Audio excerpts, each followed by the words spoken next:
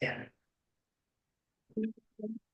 Hello, everybody. I am calling this January 27th, 2025 regular meeting of the Mancos RE6 School Board to order. The time, and my apologies, is 6:04 p.m. We're running just a wee bit behind from our work session. Heather is not here, so Todd, can you please roll call? Oh, she's going. Oh, here she is. Roll call, please, Heather. Just basic roll call. Emily Hixon Brown, Here. Tim Hunter, Present. Craig Canali, Here. Rachel McGuire, here, Victor Figueroa, Yeah. Maria June, here, Logan Randall, here. Excellent. I believe that Liv, you might have, I think you ran the pledge last time. So Rosalinda, will you please lead us in the pledge? I pledge allegiance to the flag of the United States of America and to the republic for which it stands, one nation, under God, indivisible, with liberty and justice for all. Thanks, everybody, for being here. Just a reminder to turn off your cell phones during the meeting. If you want to hold sidebar conversation, if you can please take it out into the hall. I also wanted to just remind everyone that this is a meeting of the Board of Education in public rather than a meeting with the public. And during this meeting, there is a time for public participation. Comments will be heard regarding specific agenda items, and we will require anyone to sign up prior to the start of the meeting. The sign up is over by the door. Commentary will then be limited to 3 minutes. Please note that the board will recognize and listen to commentary if need be, but we will not discuss commentary in public as well. All right, with that being said, I believe we have quite a door full of people, Mr. Cordray, so I'm going to turn it over to you. So, What do you want to do the agenda first? I don't know. Do we need to approve the agenda prior to, or do you want to do this first? either way, If you want to make a motion. Okay, I would like to make a couple of changes to the agenda, then make a motion. Maybe please change the, we're gonna do the, let's see, what are we gonna do first? We're gonna do the student presentation first, followed up by curriculum review, correct?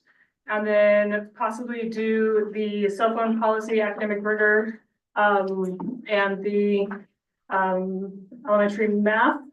So you want to move your discussion items ahead of your board reports is what you're If you saying? would please, since we do have several folks joining Okay. us for those. So the motion is to move the discussion items ahead of DAC and board reports, correct? And then yes, then Do we have a second? I second that. Sure. Heather, call the question. Craig Canali, Aye. Victor Figueroa, Aye. Tim Hunter, Aye. Rachel Brown. Aye. Okay, Rachel, sorry, Emily and Rachel. I was lost. Yeah. motion carries. Combined your name. Okay, So do we have to prove that down? we just did. Okay. So now we're gonna move into the presentation. I'm gonna turn it over to Mr.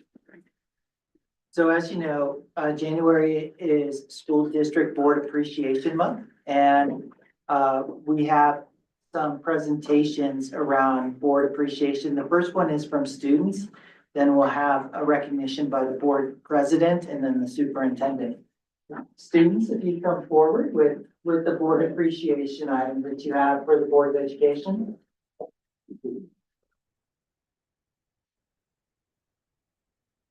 I'm secretive.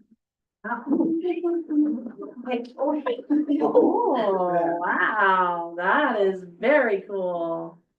So This is a thank you from the Mancos Elementary students. Thank you. You're very welcome, thank you.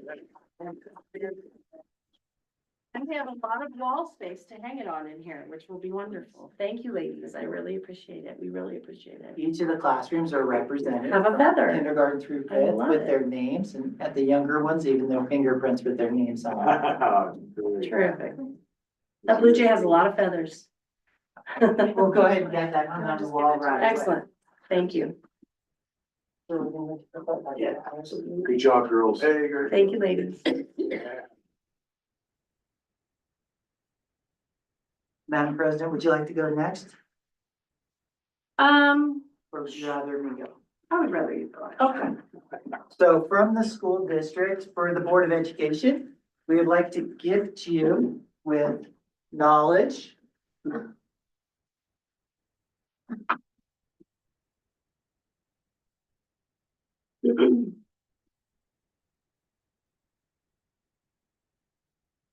And also part of, from the school district, you each get an opportunity to order something from the school district store. So far, one of those has come in. When the rest come in, we'll give them to you. Rosalinda, this one is yours. Ooh, now you have to unfold it. I want to see. Beautiful. Yay. So on behalf of the school district Board of Education, we thank you very much for your volunteerism. To be on the school board takes hundreds of hours, tremendous commitment, and a lot of responsibility. So thank you for putting the school district on your shoulders and taking care of us. We greatly appreciate it. Pleasure. I will echo the sentiment, that was shared by Mr. Cordray. And I think that, if anybody reads the Make Us Matters this week, which I encourage everyone to, I did also write something for the newsletter, but we'll reiterate it here. There are various reasons in which a board makeup comes together with fidelity and grace. And I believe that we have a makeup of school board members at this point in time that has more fidelity and more grace than we've seen in many, many years in this school district. I furthermore believe that is a result, not just of the board members that you see in front of you, but of the leadership that the school has put into positions of influence and has driven the need and the success of the decision-making that is really put on our shoulders. And for that, I would thank each of you, including the students who give of their own time. There is at times a misconception that we are paid to do this work. And I often say that because I am not paid, I get to have a very strong voice because nobody can fire me. And I'm pretty sure nobody's gonna step up and ask to stand in our shoes should we say something that we don't agree with. And that is in essence board work, because you will not always be agreed with. However, if our hearts and our minds are in the right place and we're making decisions that are mindful of the student body and the staff and our community, then we're doing good work. And I believe that we are all doing good work. So I personally also will thank each and every one of you for all of the hours that you commit, for showing up to the meetings, for showing up to the retreats, for showing up for a picture, for dressing nice, for doing all the things that I will constantly poke and ask you to do. It is not, I believe, lost on the majority of the district, whether it be staff or students. I think that they have noticed and are noticing that we work well together. So I thank you guys for everything that you do. Thank you. Thank you. And wear your Blue Jay gear with pride, because that was important to me this year, was that we all pick something we would actually wear. Because not everybody wears a hoodie, right? Some people like polo shirts and some people like button downs and some people like hats. So everyone now has a piece of Blue Jay gear that they can wear to support the school in the capacity that we are present. So that is where we're at. Thank you guys. All right.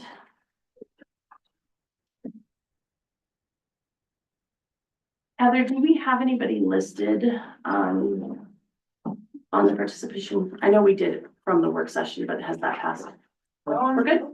Okay, good. All right, Mr. Cordray, I believe that Sarah is present and we can get our DAC report out of it. Let's do that first, and then we'll go into the rest. Yeah, Then we're fortunate to have 4 staff members, 5 actually. I know. I feel like we have an audience. This is awesome. All right, so at our last DAC meeting, we talked about objective 1C. Craig Benelli came and presented. We thank him for doing that. And from that discussion, it sounded like we're on track to being at standard with that objective, but the DAC did not receive the report ahead of time, so we can't say for sure. But that's what it seemed like to us, based on what Craig had to say. And we thought that it was really good work and imperative that it continues to make those board linkages. And we thought that was especially the case after we got into our discussions on the budget and the potential mill levy tax and bond tax proposals that the board will be considering. And so it's really important to keep up the work that's going there, we felt.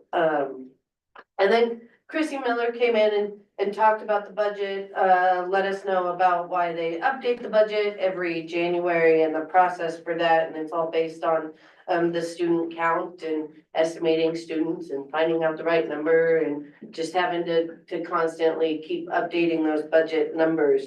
And then she talked about some pressures that are on the budget. Specifically with regards to additional staffing and smaller class sizes. We're pretty fortunate that our class sizes on average are smaller than the typical average, but that doesn't mean that our district is an average district and should be seeking those higher class sizes. And so we understand though that the budget is constrained and there's a lot of needs. And so an easy way to get more money is getting more students. I say easy because it's that easy, but it is a step because that's where the funding come in. $13,065 per student is what Chrissy told us in the meeting. So if there's a way to get more students, that would be great, but we don't want those students in our classes that are already reaching their limits, especially down in the elementary. I know kindergarten, first grade, they have some pretty good class sizes. And so thinking about innovative ways to increase class sizes at the bigger level, at the secondary level, there was discussion about how class sizes in the secondary are actually dropping and we're losing students at that level. So are there innovative approaches that the district can take to increase student numbers, especially at those in those secondary classrooms, so that the district can bring in some more money? What that looks like in detail, we don't know, but there might be hybrid learning model options out there for consideration. And so if and when those come to the board's table, the DAC would strongly support you really considering those options as a way to increase some budget numbers and not increasing the pressure on our staff. And so with that too, there's talk about the potential mill levy and a bond tax. A mill levy discussion was had around making sure if there is one to no sunset, that it doesn't have a sunset on it. And the mill levy seemed like if we had to choose between one or the other, the DAC was more in support of the mill levy, which would go towards teacher pay and hopefully increasing our teacher retention versus going into the capital reserves. We do understand there are a lot of capital projects out there that are coming across the school's plate that are gonna have to get addressed in big ticket items. But if we had to choose, the mill levy for the teachers was the way to go. But then also encouraging to look at the results from the pollsters study that they're gonna do. And whatever this community is gonna be willing to support, we need to try and go for it, because the school needs all the help it can get. Thank you. You're welcome. We really appreciate that. DAC, just to clarify, is District Accountability Committee. So if anybody does have any specific questions, as a parent or a member of the public, that particular committee is open for attendance, and also would be open to having new members join.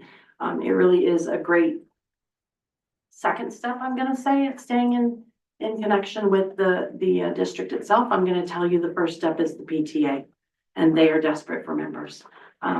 It seems as though oftentimes it's the same people that are showing up to the same tables. And so I will always put a plight or an ask out for anyone who is interested. If you really want to understand it and you want to know what's going on, start coming to the meetings and participate. Thank you for your Yeah, I didn't sign up for the public participation, but I do have a comment on the PTA, if that's okay, as a Please, member of the bring it PTA. forward. See, as I said, same person shows up to all the tables. As a member of the PTA, please share. We are working on increasing our membership and we've got some fun stuff we're gonna be doing. We're gonna be doing a color blast event on April 17th after school, where if parents sign up to join the PTA, they get to color blast their children. So That's a great idea. that's a hopeful one. And then we're also gonna be working on planning a fall ball as an additional event, Awesome. with more details to I come. love So anyone who wants to join the PTA and help with stuff. Is it only blasting elementary school children or will you get secondary kids in the works? Because I would pay real money to be able to do something to my child. We didn't say specifics, but I think we should be open to. There's an idea for secondary you. And not just the elementary. I agree. I'm telling you, teenage years call for color blasting. Mhm. I would pay for that. All right, thank you very much, sir. You're Appreciate it. All right, Monica's getting her presentation set up. is she still working on it? Okay, so I'm gonna ask then that we roll into our, Sorry, I think Keith's just plugging it in right now. our United Front report from Mr. Gardner and Mr. Hughes. They are actually listed first in our discussion item. So this discussion item was really brought about, from some changes that were made to the beginning of the school year. And some common practice that we're making common practice that has really been evolving over the last couple of years. And our ask to Mr. Cordray to update the board on where those things have grown into. We passed a policy. That's what we did as board, is we supported the handbook and the staff with a cell phone use policy. However, there's much more to it. We have also been talking at great lengths, as of recently, in at least the last 1 to 2 years, about increasing our academic rigor. And Victor has been very outspoken in bringing data to the table. And so the two of you have paired up to come present us those two topics together, which I do think that they do have some alignment. And I'm gonna allow you guys to present to us, and please explain how that alignment works and why you're together and where that united front comes from. If you would. All right, so the United Front, this is like a flyer, basically like a laminated flyer that we gave the teachers to put up in their classroom. These are things that we wanted to focus on. You can just pass it around. Things that we wanted to focus on this year at the secondary level. Changes that we wanted to see or things we wanted to improve on. And so, you know, that's the explanation of the United Front. That's just, you know, we decided to say, make us secondary's United Front, achieved through high expectations, accountability, and rigor. So you guys were already shared this document, right? Correct. So you Yes, got that. and we had a chance to review it. Okay, yeah, so we're just gonna go through this document in the order that it is, so you can follow along. So I didn't print out copies of that, so you can see it in front of you. Bonnie, anything to say before we get started? Just that in the United Front, we're just really looking for consistency and making sure that everyone is doing this together, because we both believe that's where the success is gonna come from. It's getting buy-in from all the stakeholders, so. Yeah, and that's the point of having the teachers host this in their classrooms, the shared common language between us and the teachers and the students. So starting off with the cell phones, and you can feel free to ask questions as we go. It's just that the expectations at the high school, as you know, are that there are no cell phones during class, like during the actual class time. So it's pretty straightforward from bell to bell. There should be no cell phones seen or used. That's at high school. And then at middle school, it's no cell phones whatsoever. You shouldn't see them at all throughout the day. So observations. Mr. Hughes and I, we walk in the classroom and we get a good chance to just visit with the teachers, and we've made a couple observations. With the middle school, outside a few isolated incidents where students use their cell phones in the restroom to contact parents, besides that, like the middle school teachers and students do an excellent job when it comes to cell phones. And usually we just tell those middle school kids, hey, just ask to go to the office if you feel like it's an emergency or you need to call mom or dad or let them know about right after practice or school or whatever. So they're getting better at that. And in the high school, it's a little bit different story. Compared to the last several years, there's way more learning going on in the classroom. There's way less cell phones being used, but we still got a lot of work to do. As you can see in the report, that based off of informal observations, about half the teachers are like at standard, where basically where we want them to be when it comes to upholding the expectations of not allowing cell phones in the classroom and confiscating the cell phones. About a quarter of the teachers need a little bit more work on that, and about a quarter of the teachers are like really excellent, above standard at that. Some areas that we struggle in the high school with cell phones is like, they're not supposed to be seen. So sometimes they'll be on the counter like this and the teachers won't ask the kids to put them away. There are some teachers who will tell the students, hey, put your cell phone away, but they won't actually confiscate the cell phone. And we feel like if you don't take the phone from the kid, it's not a real consequence. There's not really gonna learn from it. That doesn't seem to be as effective. So to add, Yeah, go ahead. to add to that, when you look at the quarter half, that's what we feel as we've gone through there, and having a common expectation. It takes time to get everybody on the same page. It's one of those things where you notice things that you look for. I think some teachers that haven't been used to this aren't really looking for it. So we see it because we go in there with a purpose, like we're looking for cell phones, and they're busy teaching, and I don't think they really notice it. So this is one of the things we'll be addressing throughout the year, and especially at the start of next school year, is like helping everybody understand, like, these are the expectations. This is what we want to do. I think that'll help a lot. So I only see this getting better and better. And I think that next time we talk to you next year, this will be a lot higher as far as that goes. I think that, Yeah. they really support us in this idea. They agree with the procedure we have. Yeah. And I'm assuming that the fumbles that you're making this year will add to the consistency or the value of consistency next year, because you can define it, right? Yes. Here, you just basically made the blanket statement, but you've also now got to give them the tools, correct? And yes, and we're learning in the importance of like communicating better. Like, it's been a good learning experience for us. With finals, for example, we didn't really communicate the way that we should have. We've learned a lot from that. We'll talk about that in a minute, but so this will be good. We're gathering lots of data, so we have numbers to compare from this year to next year. Alice has been helping us with that to make sure it's organized well, so. Okay, sorry. Go ahead. Yeah, no, you're good. That's pretty much all I have for cell phones, unless you guys have a question on the cell phones. You know, we spent a lot of time on that at the beginning of the year. We don't have a separate Wi-Fi for them, do we? No. No, You know, that would be like a nice, easy switch to just knock it off. I'll just knock Class in out session. the Wi-Fi But no, and then they can't use it. that wouldn't work. No, but then their Chromebooks wouldn't work either. Yeah, So, We have Block C that works pretty well on the Chromebooks. yeah. Teacher can turn that on their computer and see all their students' screens at the same time. But I do think it's worth pointing out, because this is a very big risk that many don't consider.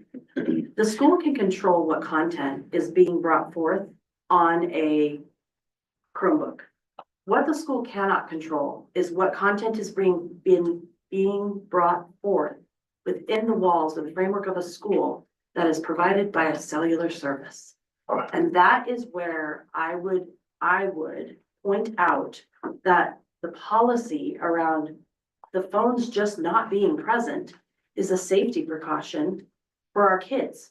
Because what one child decides to participate in, sitting next to my child, may not be something I agree with. And the only thing that protects my child from that is if this cell phone policy is enforced, which is you don't get to have phones during class. I, as a parent, did not even consider that myself until the situation last year. The cellular ability, the ability to stream anything is open to anyone with a cell phone. And that is happening under our roof. And there's nothing we can do to prevent that other than try to teach and adhere to this policy. yeah. Is that a Yeah. fair statement? Yeah, it is. There's a tremendous, I'm just, as you're talking, I'm just like jogging my brain. I should have captured this for this meeting, but there's a tremendous, there were a tremendous amount of incidents that I dealt with last year that had to do with kids taking inappropriate pictures or looking at inappropriate stuff and other kids telling me about it. And then also like social media, like kids picking on each other through social media and stuff like that. So like that, in my mind, like I said, I should capture the data, has been dramatically reduced this year just from Good. having cell phones being regulated. Do you have a question? I just wanted to say, I think you guys are doing a great job with it. The information I've gotten, from the students that I've had access to is that it's staying pretty consistent. And it's being enforced. We have 2 students on board. Yeah, guys, have anything you wanna contribute toward this? Yeah. So I really like the cell phone policy because it limits distractions and actually helps students learn. And I feel like since other kids around me aren't on their phone as much, it helps me to focus on my work and what I need to do for sure. And I remember last year, teachers being interrupted by students being on their phone all the time, and I'm not seeing that as much, so. Yeah. What do you 2 ladies think about the social interactions? Are there more like face-to-face conversations that are happening in class? Because the cell phones are put away most of the time? Yeah, I think so. Yeah, that's another piece that sometimes we don't think about is it's almost like forcing the kids to talk to each other face to face rather than to go to looking at the phone. And so that social interaction is really important as well. Cool.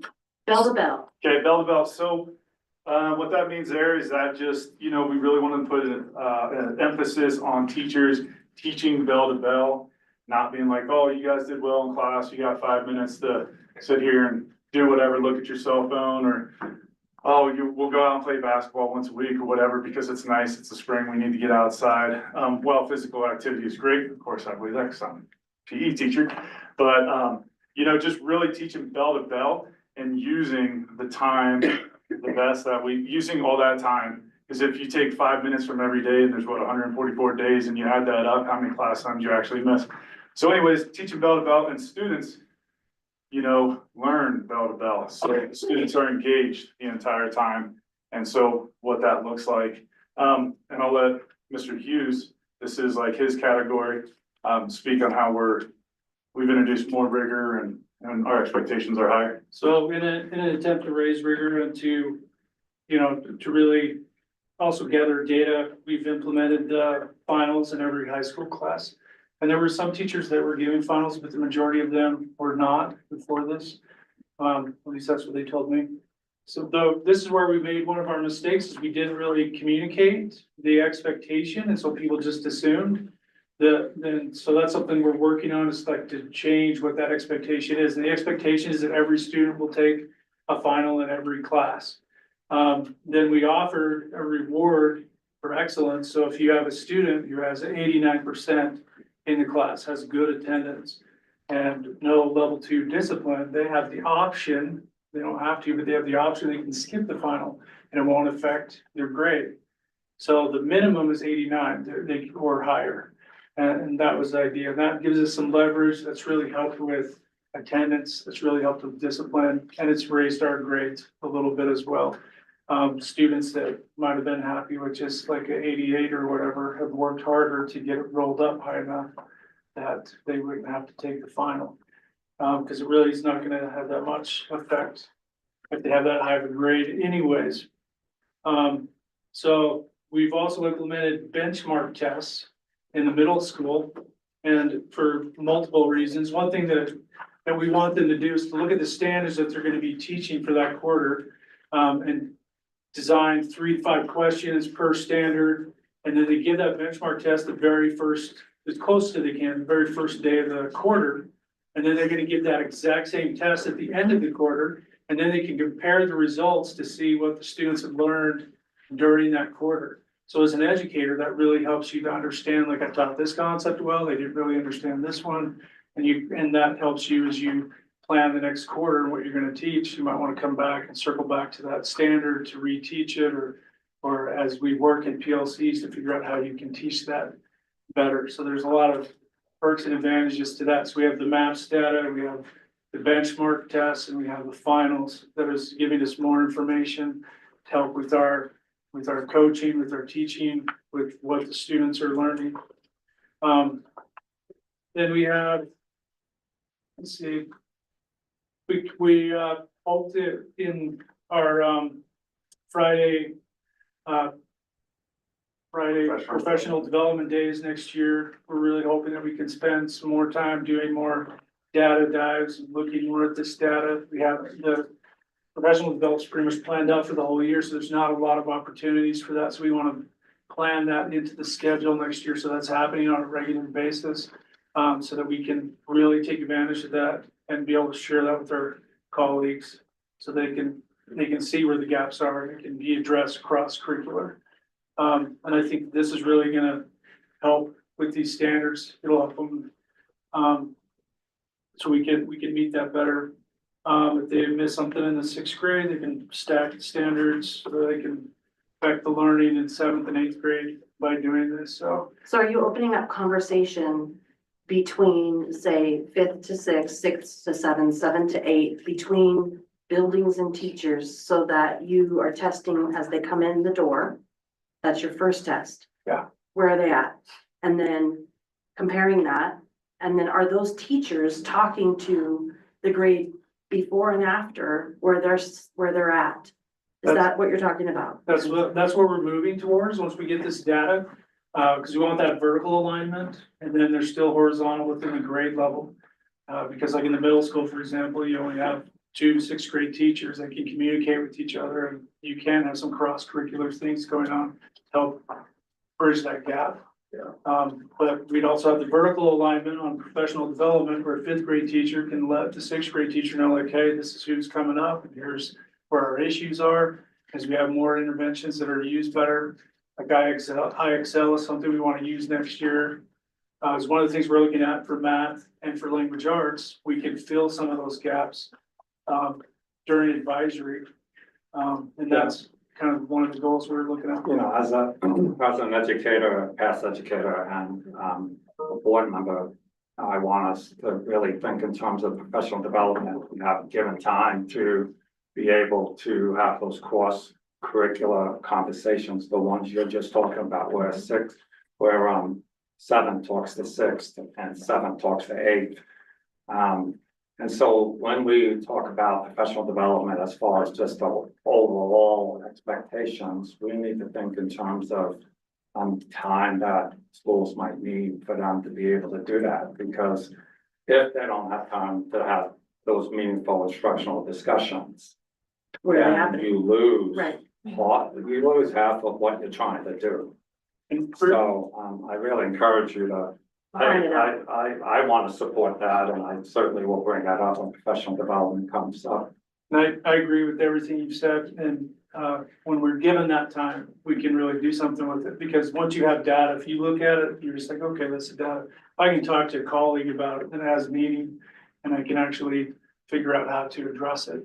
One thing that we're looking at, and I'd like to propose later, as we have more time, is that professional development next year, that the district would have like 1 hour that they can present and cover whatever needs to be presented, instead of like last Friday, it was 7 hours of professional development by the district.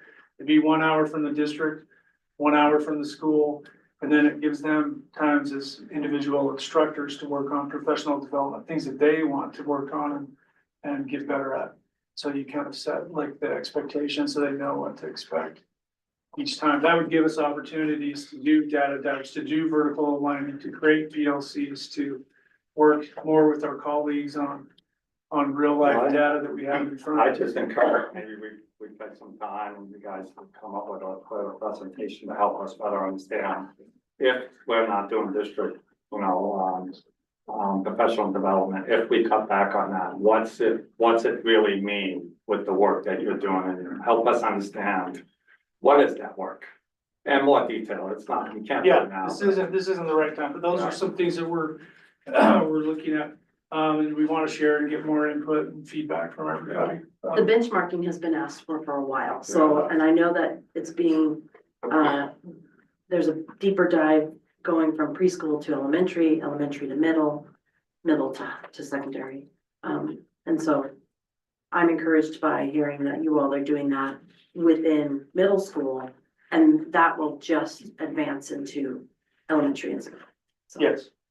And then there's a chart on here, and I just wanted to go over this to make sure everybody kind of understood what that was talking about.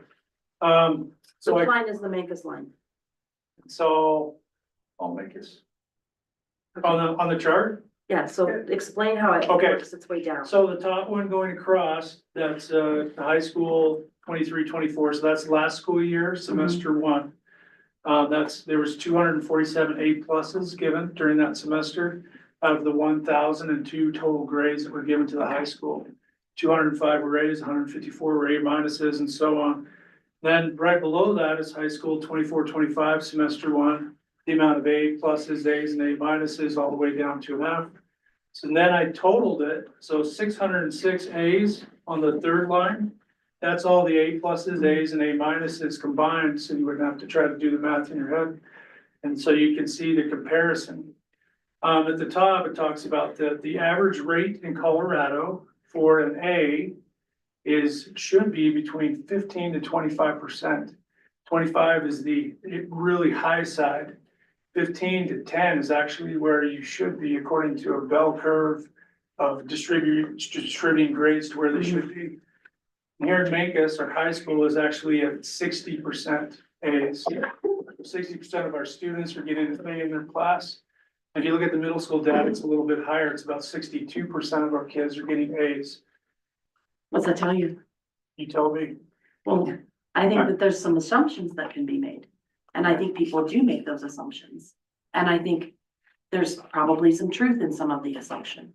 And that is that we give out A's really easily.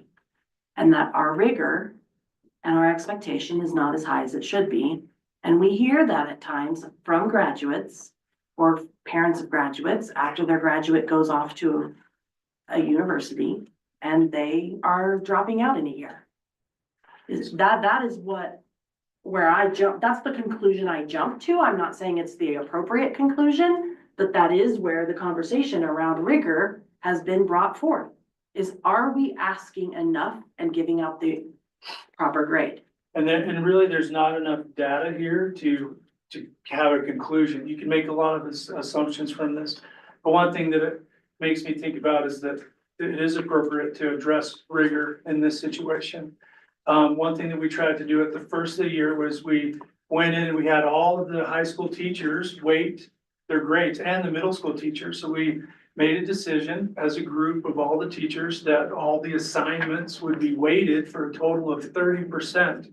And all of the assessments that were given would be weighted 60%, with the final being 10% of the overall grade.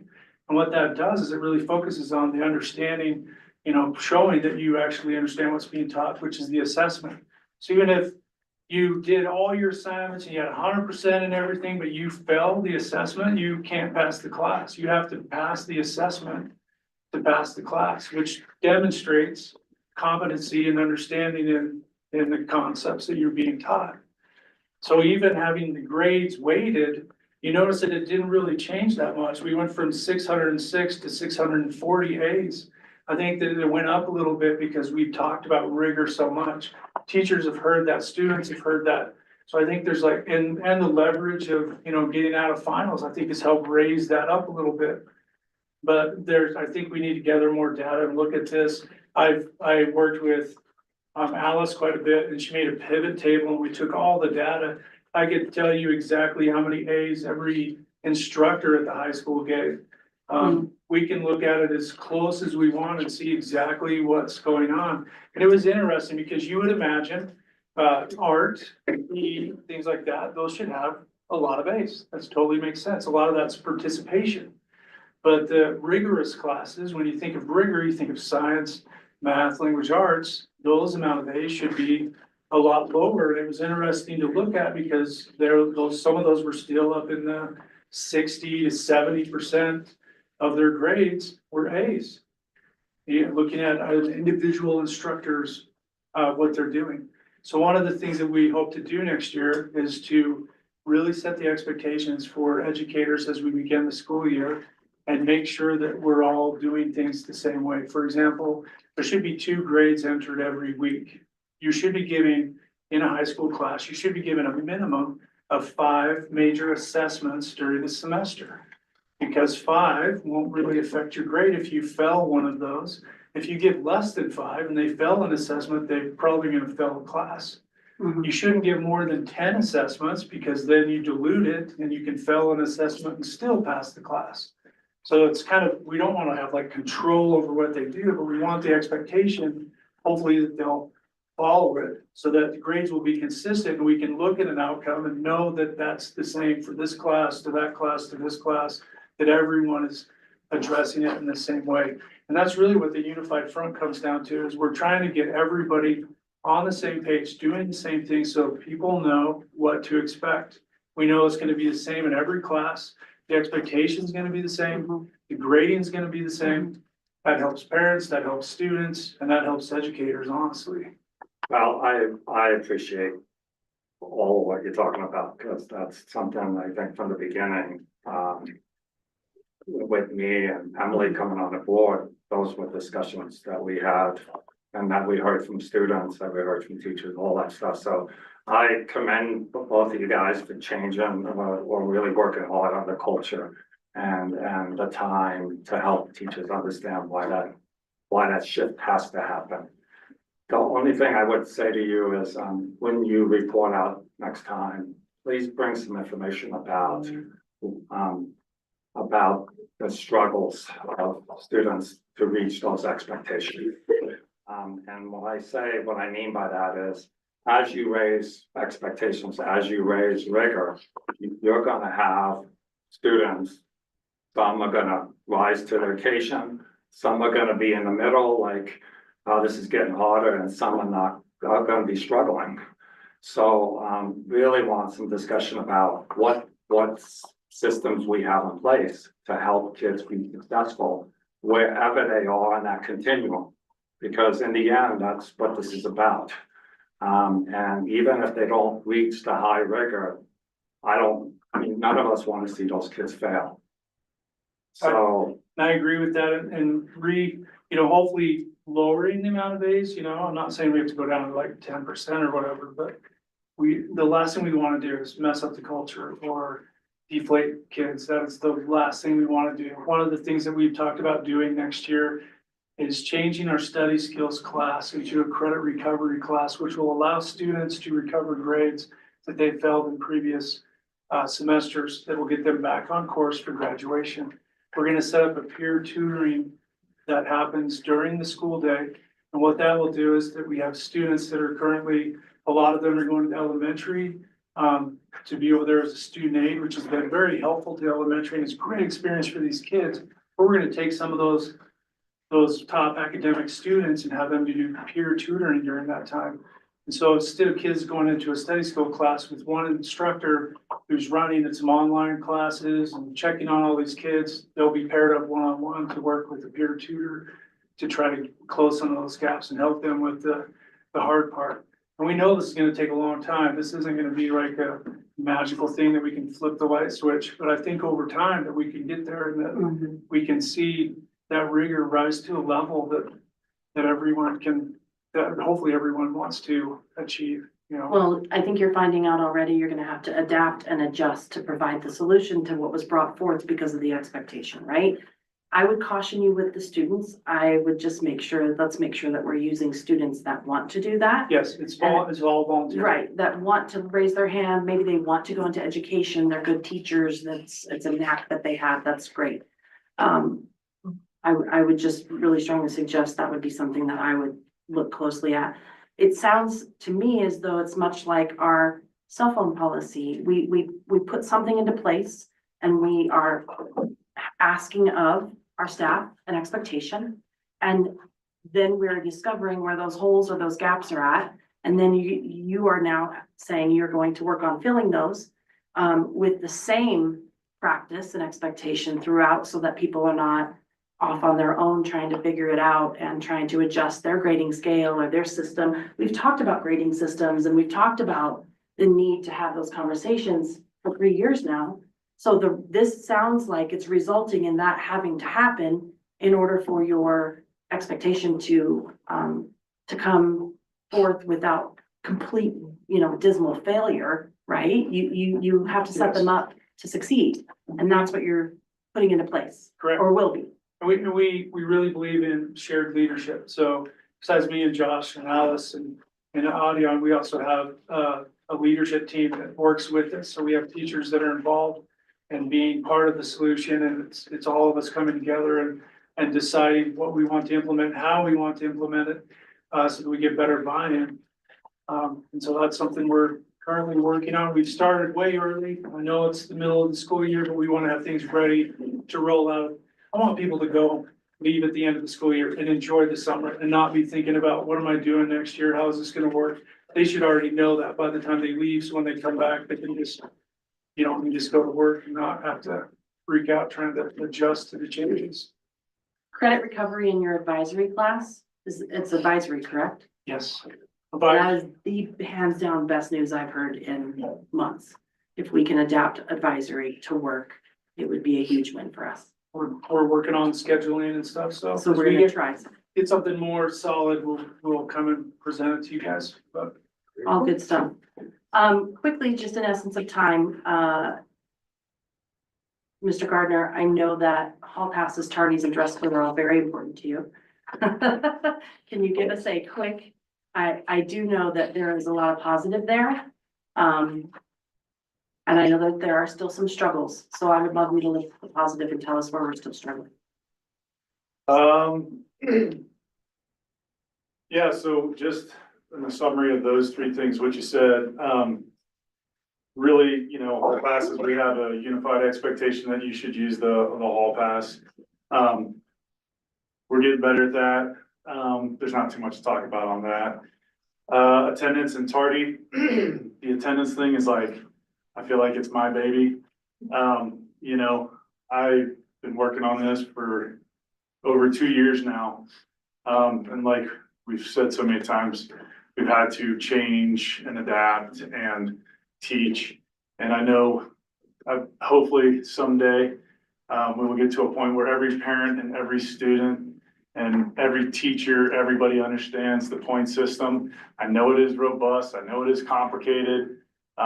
You really have to sit down and read through the procedures and concentrate for a while to understand it at its entirety. But right now, Alice and I have it honed in really well, and we're seeing some really positive results, especially with the incentive. Being rewarded by not taking the exam is when students all of a sudden really started caring a lot about attendance and attendance points, and parents too. But yeah, if you look at, so Alice, I have high school semester 2, 2024 from last year. That's the spring semester. That's when Alice came on board, and it was all her work as far as recording, and her and I were on the same page, how we wanted to handle each situation. That was last semester and then this semester. So those are really the only 2 semesters I felt like I could compare. So that's why it's only 2 data points there. But if you look at it last year, there was 770 unexcused attendance points.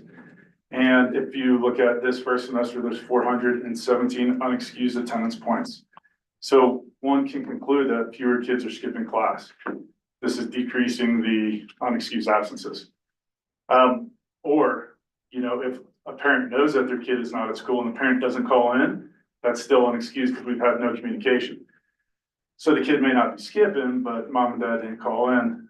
So you can conclude that more parents are calling their kids in their absences rather than not communicating with the school. So that in alone is like a huge positive, that we feel like we're making progress on skipped classes and communication with parents. 627 verified attendance points last semester, or last year. Second semester and down to 390 verified points.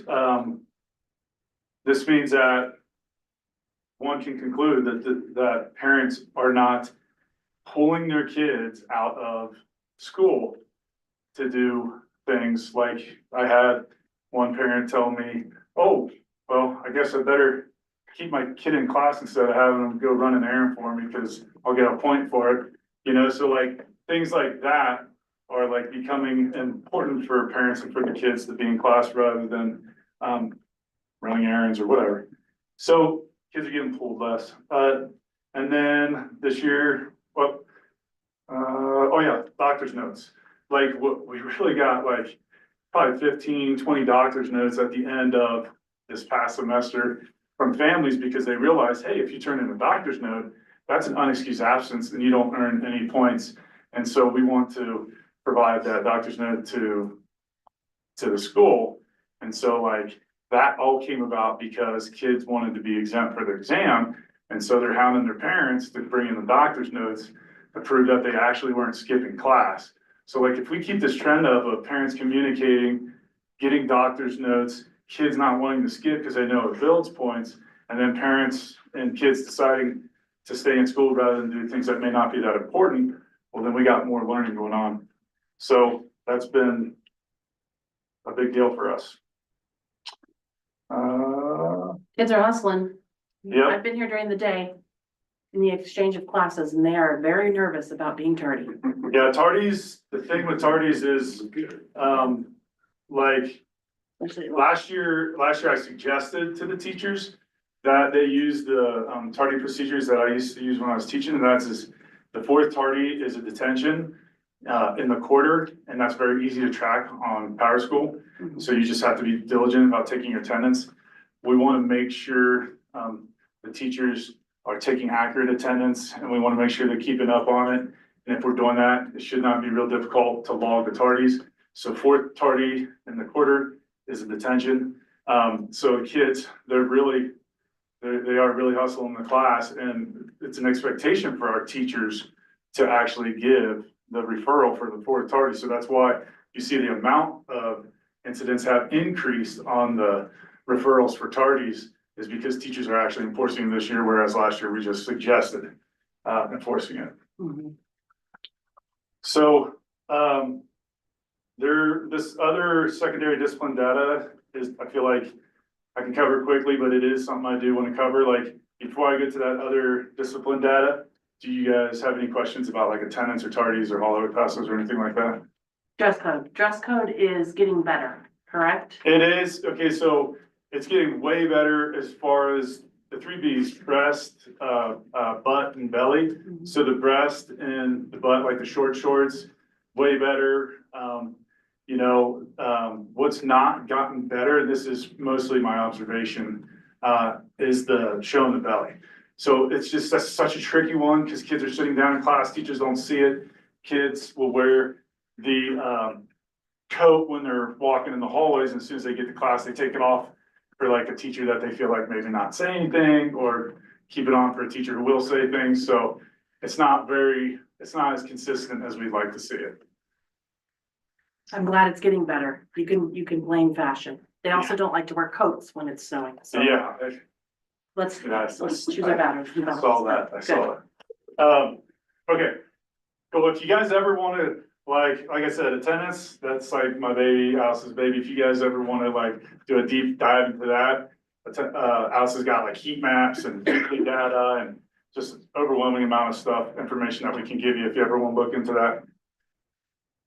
And then lastly, secondary discipline data, 2023-24 school year, there's 262 incidents handled by the Dean of Students. That's me, I'm talking about secondary. 70 of these incidents were handled with restorative justice session. That would be me as well. Because, last year I was the only one who was really trained and accurately participating in restorative justice sessions. We have been taking professional development. Now we have more people trained in it, and hopefully we can get more people doing it, more staff members doing it besides just me. Anyway. One thing with that, I think it's important to point out that he spends like 4 hours on average per restorative justice. So when he says 70, is that what you said? Yeah, 70 last It's year. Yep. actually a lot of time goes into this. It's very effective. I've said it on some of them. Yeah, you have to do pre-interviews, interviews, and then, of course, the actual meeting itself. And it's just the direction our district is going right now with restorative justice being a way of handling interpersonal relationship issues or conflicts that are happening rather than just slapping a kid with detention or in-school suspension. We still do that, but like really it's more about trying to solve the problem so that there's like repair that happens within the relationships and these kids can function with each other rather than just saying you're in trouble, you have detention. We're trying to like have these kids actually go through a process that restores the relationship and kind of heals the harm that happened. So that's a big push that we have going in our school district. Last year, we had 17 substance abuse issues, the marijuana and vaping mostly, 134 were interpersonal conflicts. So just kids not getting along with kids or kids not getting along with teachers, and 26 were classroom disruptions. So 2024-25, well, at least till Halfway through. a little bit more than halfway through, there's 183 incidents handled by the Dean of Students. 40 of these incidents were handled with restorative justice sessions. I actually now have kids come up to me and say, hey, Mr. Gardner, can I do a restorative justice session with such and such? They said this at the playground or whatever. So like I have kids advocating for it now. I've actually had teachers advocated for it as well. So that's the goal is that you want kids to figure out through mediation. So that's a real good positive. We had two incidents where substance abuse issues. I don't know why the drop happened. So like we went from 17 to 2. That's tremendous. That's tremendous. That's positive. I don't know if it's the vape detectors or I can like, make an assumption, yeah, what's that? and I will state my assumption, but I think that there is a large, portion of the positive is the fact that we have a school resource officer on campus to back you up. Oh, yeah, And that's, when you have a uniform walking a hall and you have a student who's contemplating substance abuse on campus and there is a consequence that is outside of even our boundaries because it's legal, that might change somebody's mind. yeah. Yeah, I would definitely see that as a contributing factor. So that's great. 66, so moving on, 66 were intrapersonal conflicts. And then 44 were classroom disruptions.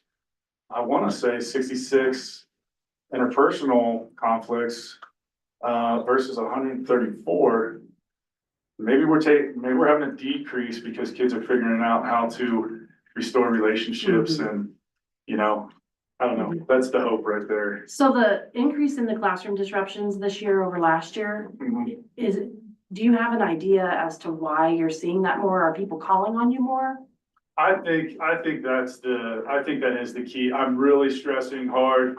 So one of the reasons why I wanted to be the Dean of Students, when I advocated for this position was teacher retention. I felt like in our district, it was, a real big issue and I was worried about our youth because they get to really like a teacher and they get to really learn and then that trusted loved one, like they love those teachers, right? That's what I mean by that, like they're gone, boom. And then, so, I want to keep teachers and I keep telling teachers, just call me, just call me, just call me. You guys have bad days, just call me. So I think that's probably a big part of it.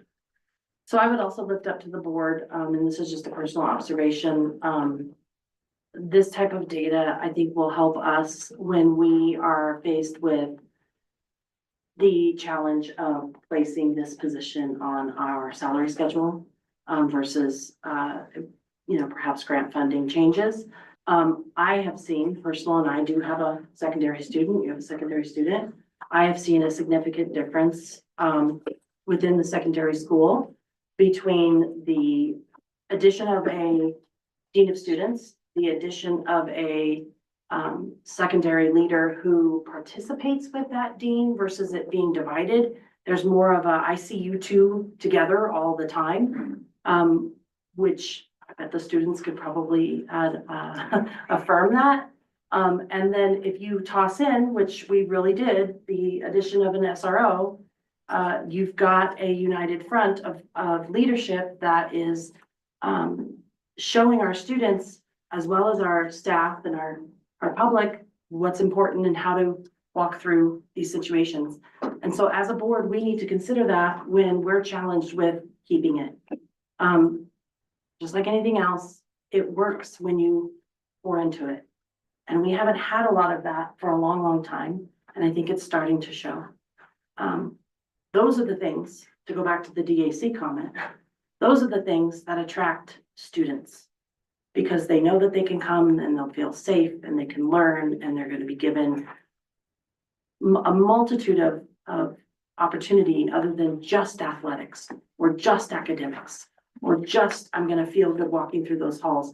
I think we have a reputation of acceptance in this school. That is my perception. That is what I have heard and feel. And I commend you both for upholding that because I think it really does make a very big difference that you're both doing that work along with Mr. Minor, Deputy Minor, and others. Does anybody have any questions or any comments around the data? Good job, you guys. Thank you. Thank you. It's good work. Very exciting. Thank you for giving up your evening and presenting it to us. Rosalinda and Liv were very.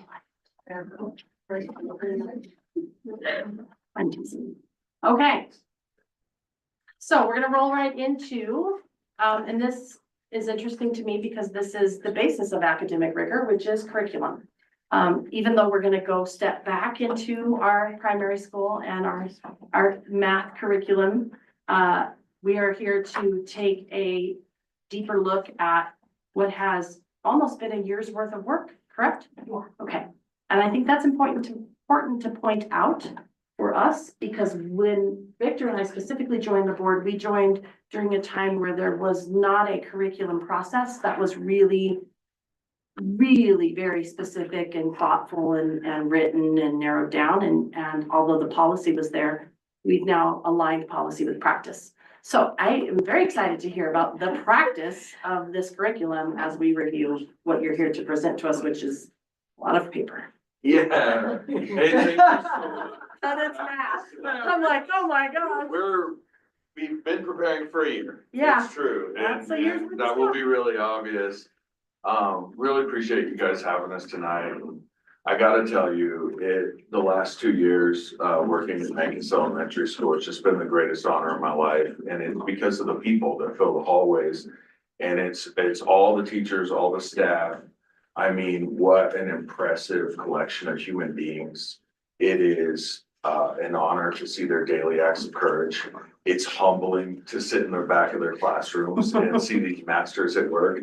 And I'll tell you, these people are relentless in the pursuit of excellence in education, and they're constantly looking for ways to improve.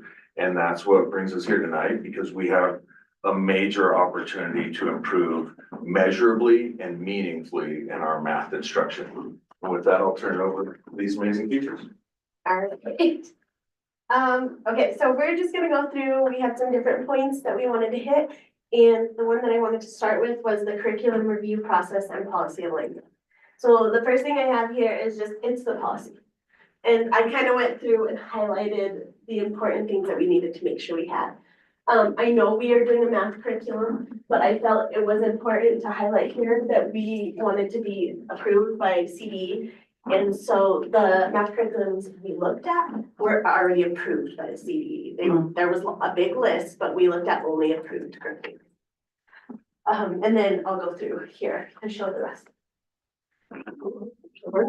I also think it's really important to lift up the fact that we are talking about curriculum. Even though we are a practicing PBL school, that is a part of what we do in your teaching day to day. This is curriculum. Okay. Yeah. Okay. So, as Emily was saying, we did start in January of last year. Mr. Levine created a curriculum, or created a lead for the curriculum, who I'm the lead. So, he asked me if I would be the lead, and I gladly accepted. Through February, we had our first meeting. We did a SWOT analysis, which was the strengths, weaknesses, opportunities, and threats of our current math curriculum, which was math in focus.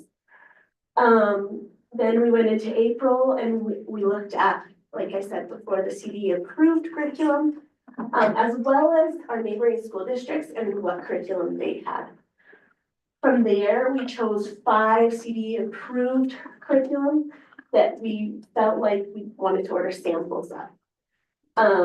We also, I think this is important, especially because secondary was talking about looking at curriculum, is that we made sure these had at least a K-8 alignment, if not a K-12 alignment, the ones that we looked at.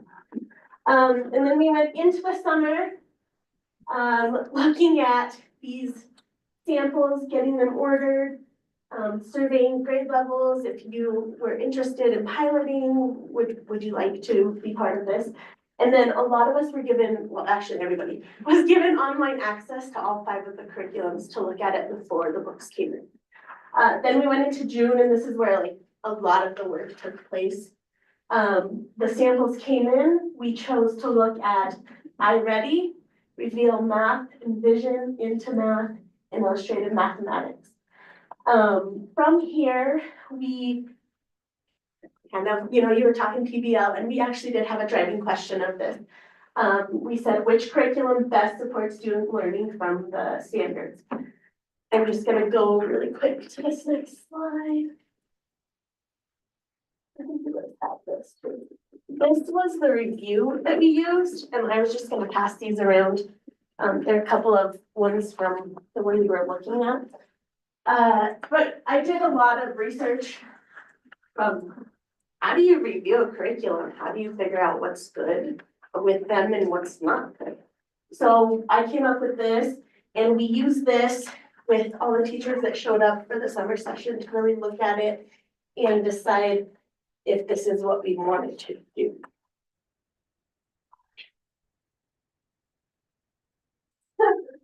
So from this, we really went through, and as we filled this out, we looked and said, okay, this is my first choice, this is my second choice, third choice, and who wants to try what? With this kindergarten and first grade, one first grade class chose that they wanted to try iReady.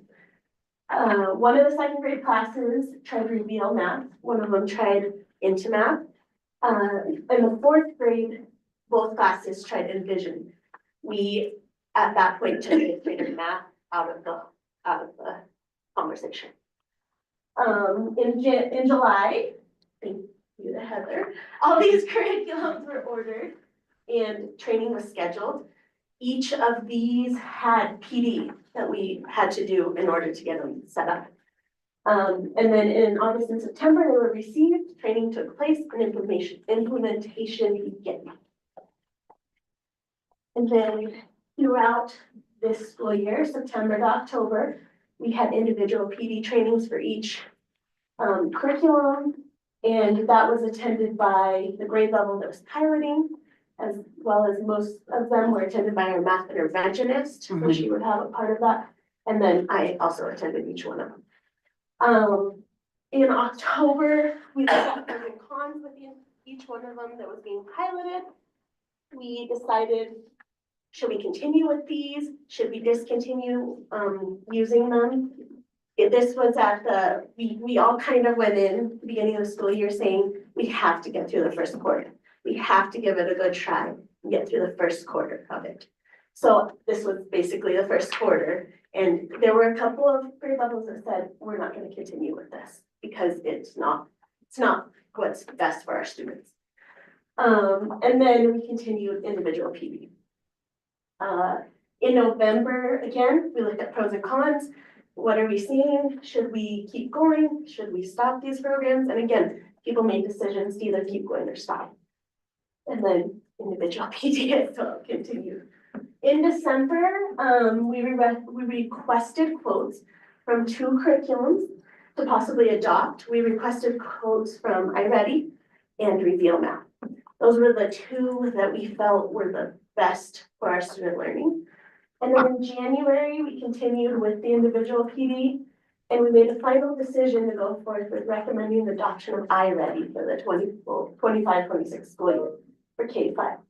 Then we presented it to the board, which is happening right now. Throughout this, again, going back to the policy alignment, we created this math curriculum review team. And I put names on here so you could see exactly who attended. But every time we had a math curriculum meeting, it was sent out to the whole school district. So anybody, it wasn't like you had to be there every single time.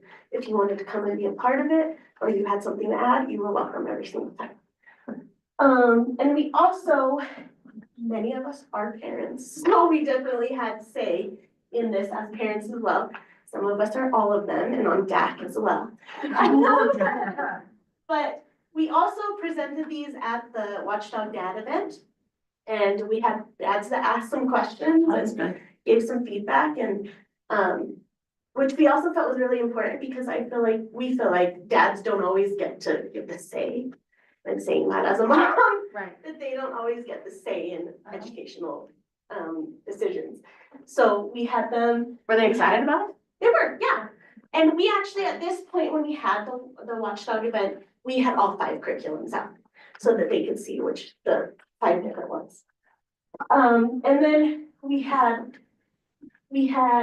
from each, the early learning center as well as secondary.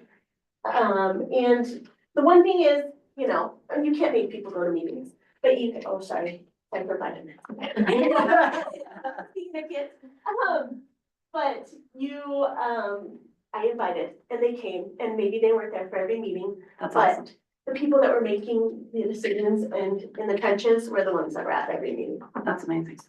Throughout this, with our decisions being made, we really gathered notes at meetings. That was probably the most important. We took the curriculum criteria handout, which is what I was showing you guys.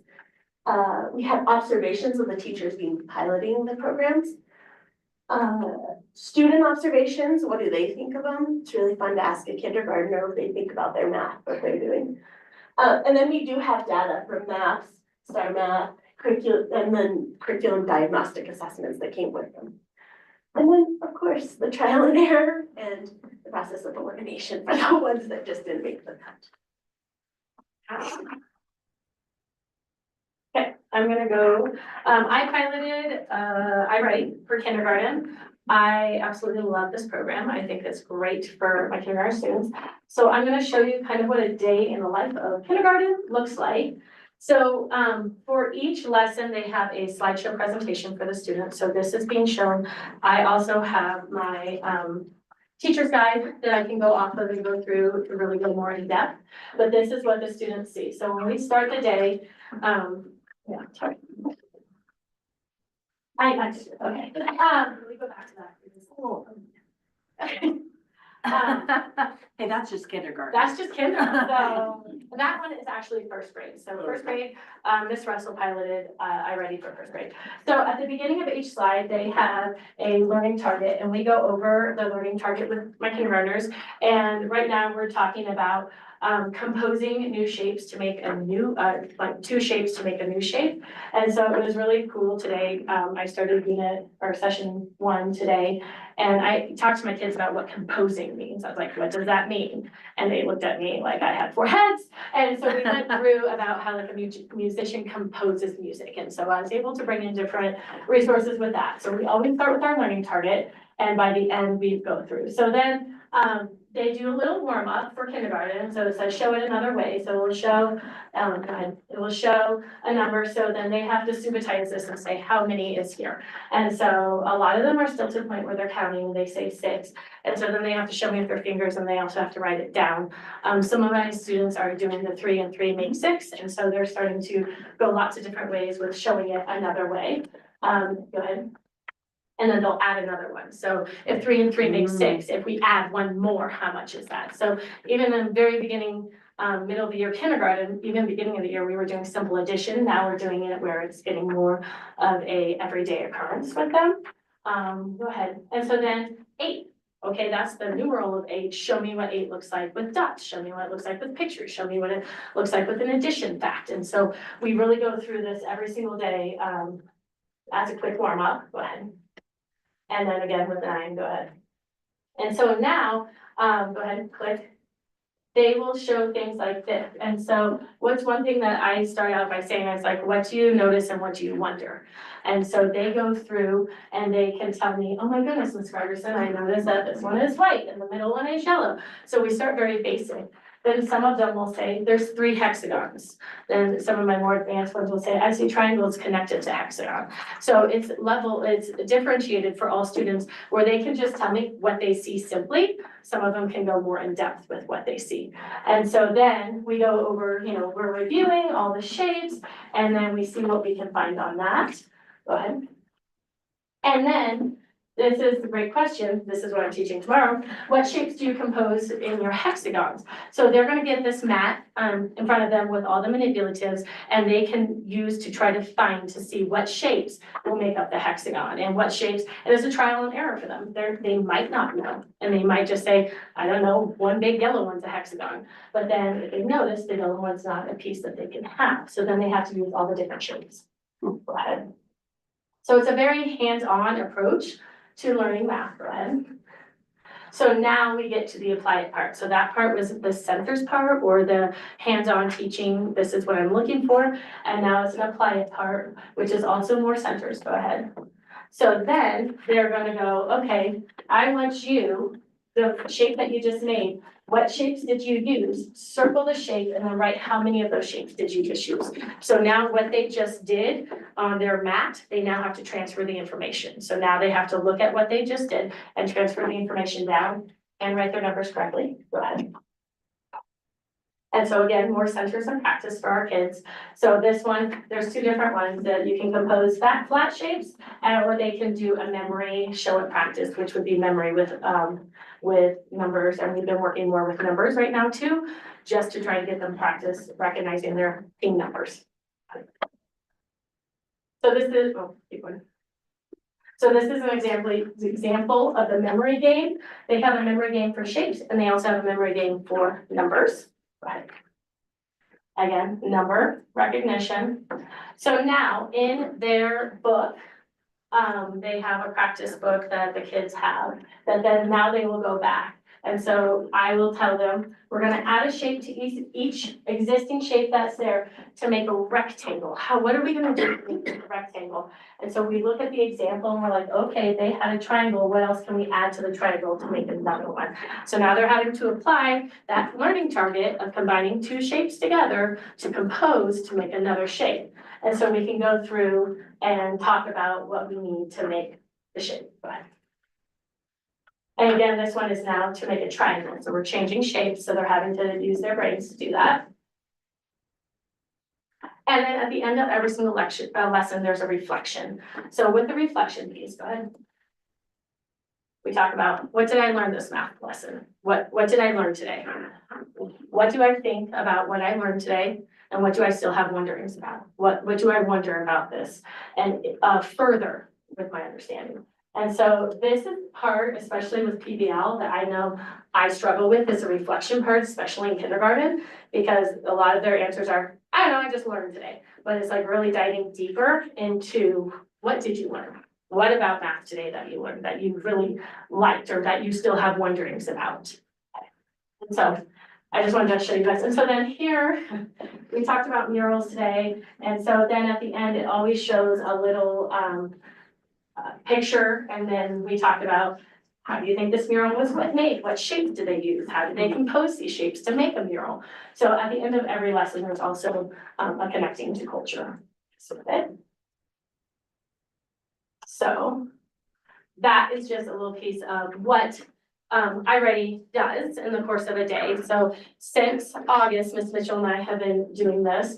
So again, we are aligned with all of our standards. With our new standards, our old math program was really more so aligned with the old standards, and we were working with old standards. We're now aligned with the 2020 standards that were adopted for and then this unit is this curriculum is 2024 adoption. Okay, go ahead.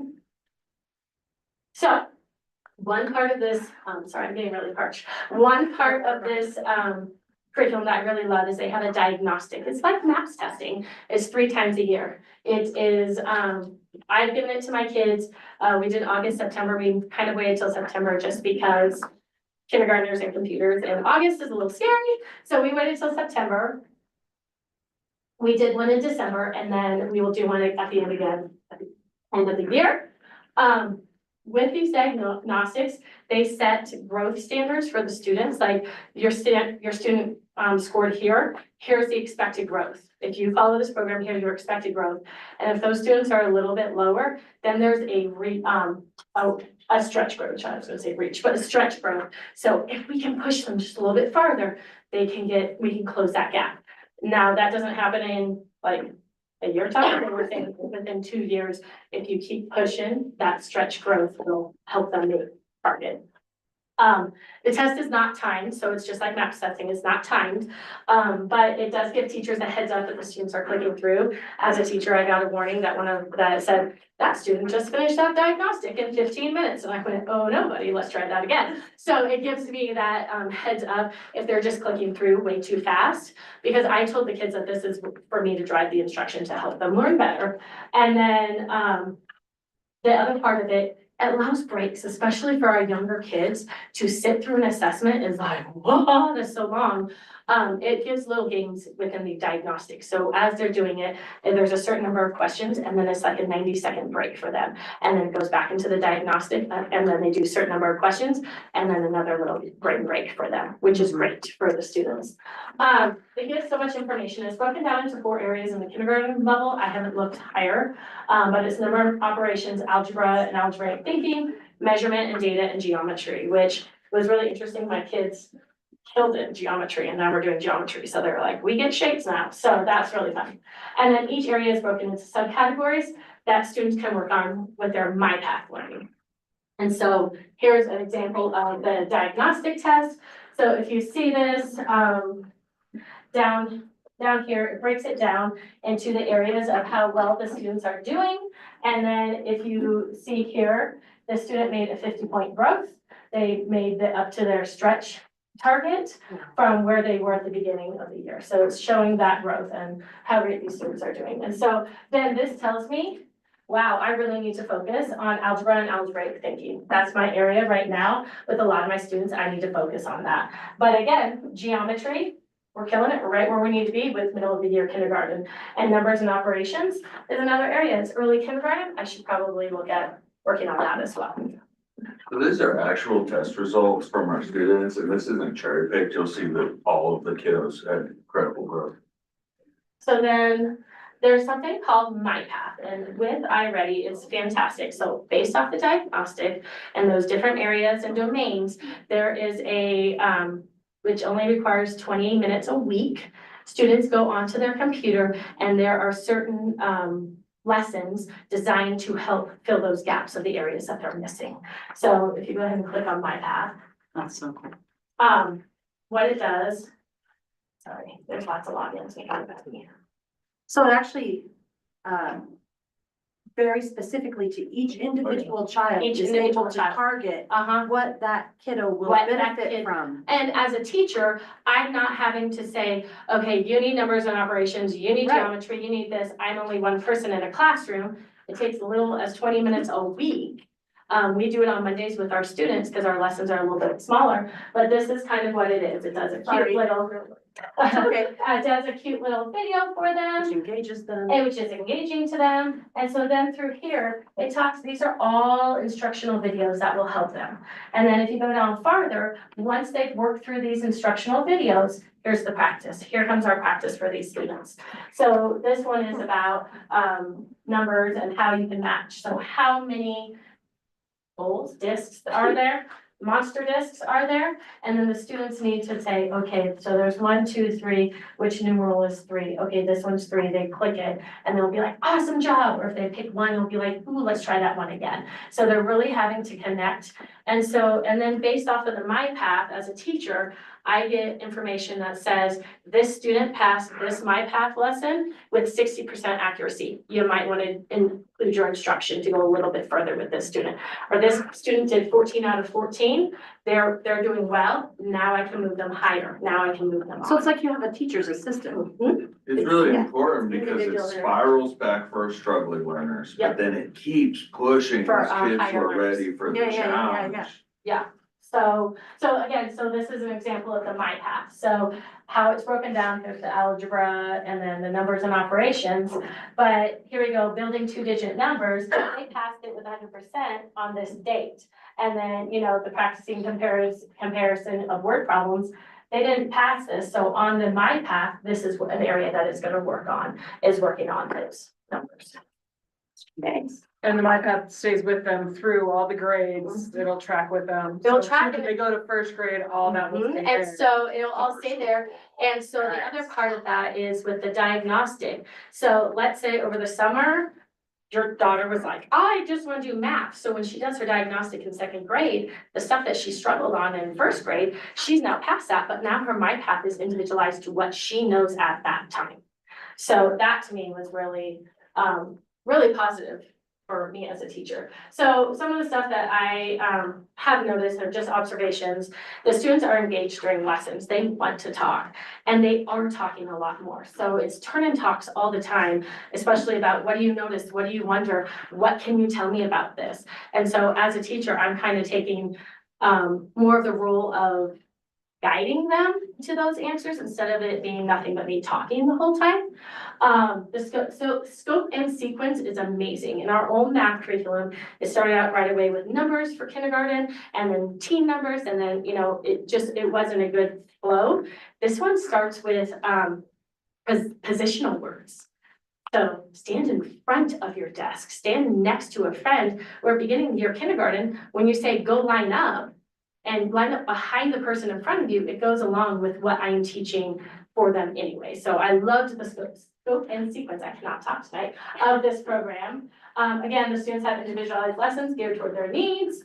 The lessons are fun to teach. I absolutely love teaching math this year. It doesn't feel like, oh, I have to. It's a fun part of my day. It's aligned to our new standards, and then the student growth with our MAPS testing from beginning of the year to middle of the year is fantastic. And I believe it's due to our new scope and sequence of our testing. So on the next slide is our student data. And so the kindergarten math scores. So beginning of the year is blue, middle of the year is green. So it really shows that this program is working. Some of those scores that maybe didn't jump as high, I know that we have some ELL learners. And the great thing about the iReady, all the letters that go home to parents can be sent home in whatever language so the parents know what's happening. We're trying to talk with company because I think some of the lessons with My Path, we can maybe get in Spanish for those students that we have that are dual language learners, and they can be in their native language. And then our first grade math scores, again, showing huge amounts of growth with and this is just the class that piloted iReady. I was just gonna add that, being a parent of a student in her class, my child absolutely loves math and talks about it all the time. Growing up, I was the kid that said, my day was good, I don't know what I did. So it's really great for her to come home and say, oh, I did this in math and I did this, and she sees the shape and she's like, Mom, that's a sphere. And I'm like, yeah, it is. It is, you're 6, but okay, yeah, you know what you're talking about. And so, the kids enjoy it and it goes home with them as well. It feels like there's a little bit of a crossover or maybe an intermixing. It feels a little bit PBL because they're turning and talking and working together, and you even said you're refocused and The so reflection at the has end. that helped you? It has helped me, and it has also helped me with realizing that you can kind of do PBL, but I always felt like my hardest thing was like letting go and letting the kids do it. So I'm still the main driver, you know, of it, but my students are able to talk more and communicate more. And I feel like that's setting them up for success further down the road, that they can communicate with a friend and not just sit there and go, I don't know. They're having to talk and they're having to communicate, which I think is a huge skill to have. And research really indicates that when we add more discussion and more language in the math lessons, that really helps kids. And another part of it is multiple ways to solve problems. We all learned standard algorithm, you do it this one way. Now, if we teach kids multiple ways to attack problems, now all of a sudden we're growing their sense of numeracy and number sense, and they're able to interact more dynamically with mathematics than just memorizing standard algorithm. So definitely more discussion, but like more of a deep understanding of why we would use math in our everyday lives. That's awesome. So, that's what all the paper is for. I wanted you guys to have all of the exact quotes that we got, from iReady and, just present you guys with all the information with it. Now we want money. So obviously, it's an incredible program, and I think obviously it's not the cheapest one that's offered. But it sure does make a difference. You can see, it doesn't just make a difference for, kids in the middle. It doesn't just raise your proficiency rate. It makes a huge difference from kids at either end of that achievement spectrum. The kiddos that really need the support the most have huge amounts of growth. And then a subsection of our student population that really gets neglected traditionally is those kiddos at the top that really need challenge. And what's happened traditionally is it's like, oh, you finished your math worksheet, you can go ahead and read. You can go ahead and have free time. But that's no longer the case. Is every kiddo needs to be met at the level they're at and then pushed up from where they're at. Ms. Ramirez can really talk in depth about the quotes, but you'll see on each specific quote, there's a lot of different items that have been comped by iReady. And it's because Ms. Ramirez had a really in-depth discussion with their representatives, let them know that we're a small district with limited resources. So if we were gonna be able to afford this robust of a math curriculum, that we would need them to make some concessions for us. And so within those specific quotes, there sure are a lot of different concessions. Currently, and I worked with Chrissy on looking at some numbers right now, the Math in Focus, which actually isn't even produced anymore because it's such an old resource, was about $9,000 per year. So the numbers within the carrots are the delta, right? That would be the increase to the budget in spending. The basic is for the books and the diagnostic exam, but doesn't include the online resource. The MyPath is the online resource. We would love to have manipulatives, but we can definitely do this and implement this well without any additional manipulatives, because we do have pre-existing math manipulatives that can be adopted to use this program. In talking with the rep from iReady, the lady was very open with me about, like, you guys can look at what you have and we can give you the website that we order them from. And so if you had this section of the manipulatives missing, we could order those and not have to get a whole kit. So like Mr. Levine said, we could totally do without them. There are definitely teachers that don't have much as far as manipulatives, or we're having to eliminate and make them as well. But I think that the MyPath is so important to us with this program that that's something that I had talked with Ms. Russell earlier today, and she said, if I had to pick one, it would definitely be the MyPath over manipulatives. What was the math program that you guys used to, and maybe you still do recommend that the kiddos use outside of school? Prodigy. Okay, so I have that kid that was always bored. And I spent a lot of money on stupid Prodigy. I shouldn't say stupid because he loved it and he'd probably still play it today. My son as well. Yes, Yeah, 100%. but Yes. this is what this is reminding me of, was that was a fun, engaging, felt like a video game. There were, but they were learning videos and push and they're working towards it. That's what the MyPath Yes. somewhat reminds me of. So this is the school saying, we're gonna take this on and give it to you, and your kid can use this. Is there an ability for parents to utilize this in the summer with those kids that are either challenged or just like math? So there's a lot of different situations where it'd be hugely high leverage, so summer school, right? Like as a parent, I'm constantly trying to Right. look for ways to help my kiddos, you know, print out worksheets or something, but I can't align with exactly what they're working on in their Right. classrooms, and this would give us that ability.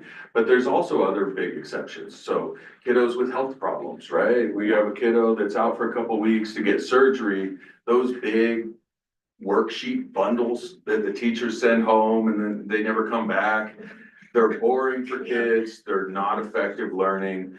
Instead, we can just say, hey, do a couple modules of math, Right. you're gonna be good. If we have a discipline problem and a kid needs to learn from home for a few days, they can work on this. If we have a kiddo who's on a limited day for health reasons, or maybe a life skills kiddo that's only at the school for 2 or 3 hours, then they can learn from home using this model as well. So what is really cool about it is it would be a seamless opportunity for kids to continue their education, but for parents to also monitor and keep pushing that kiddo's education all through every single day, the moment they enroll in kindergarten till the moment they graduate 5th grade. Can you clarify for me what manipulatives consist of? The manipulatives are coins, like the little fake plastic coins. It's the pattern blocks. It is the tens cubes, the ones cubes, the hundreds. Things cubes. they're using. The stuff, so Yes. manipulatives are things that they Things can to touch. manipulate to use to help them understand math. You said laminate, and then I said, and then my brain said color copies, and then my Yeah, brain went $30,000 we Uh-huh. just spent on a copying machine. And this is mostly on their Chromebooks, is that correct? Well, this Some would be, of the manipulatives would be things that are And this sitting on the workbook. table in front of them. Right. No, I No, meant these- the curriculum as a whole Oh, are yes. workbooks plus the handwritten. Yeah, But they're also doing a portion of this on their Chromebook, correct? yes, Okay, and then I get what the manipulatives are as well. Okay, so it's a multitude of items that you're bringing to each classroom. Yeah, and that's part of what's happening right now is the truth is that the math and focus is so poor. And the teachers are so incredible and they care so much that they're creating a lot of the content on their own. And they're photocopying it, they're reproducing it, they're printing it, they're buying it with their own money off the teachers, pay teachers to try to supplement this just old math and focus curriculum. And so this is really a great opportunity to make it easier for our teachers. It's a very plug and play resource. It's very easy to implement. And it's very intuitive approach to mathematics. we also noticed, and this was just an aha that we had this week, is like the kids that really don't have screen time outside of school somewhat struggle with maps and with the diagnostic testing. But when they're doing this My Path once a week, they're getting used to being on the computer and listening to it and doing all the things that we don't think of as things Right. kids needing to learn. I mean, I watched my child take it with her and she was very distracted and she's not on the computer really much outside of the school. And for a minute, I kind of thought, whoa, maybe I should get her on the computer more for these tests. But with the MyPath, that's what she tells me about, you know? Yeah. And then when I look at her data, you can see that she is paying more attention to the computer. So, Monica, I think that you've done an excellent job, policy. I know, this That's is the first amazing. thing. That's the first thing I'll say is because that we worked hard to try to put a policy together that would, get feedback from everyone that is going to be, involved in this.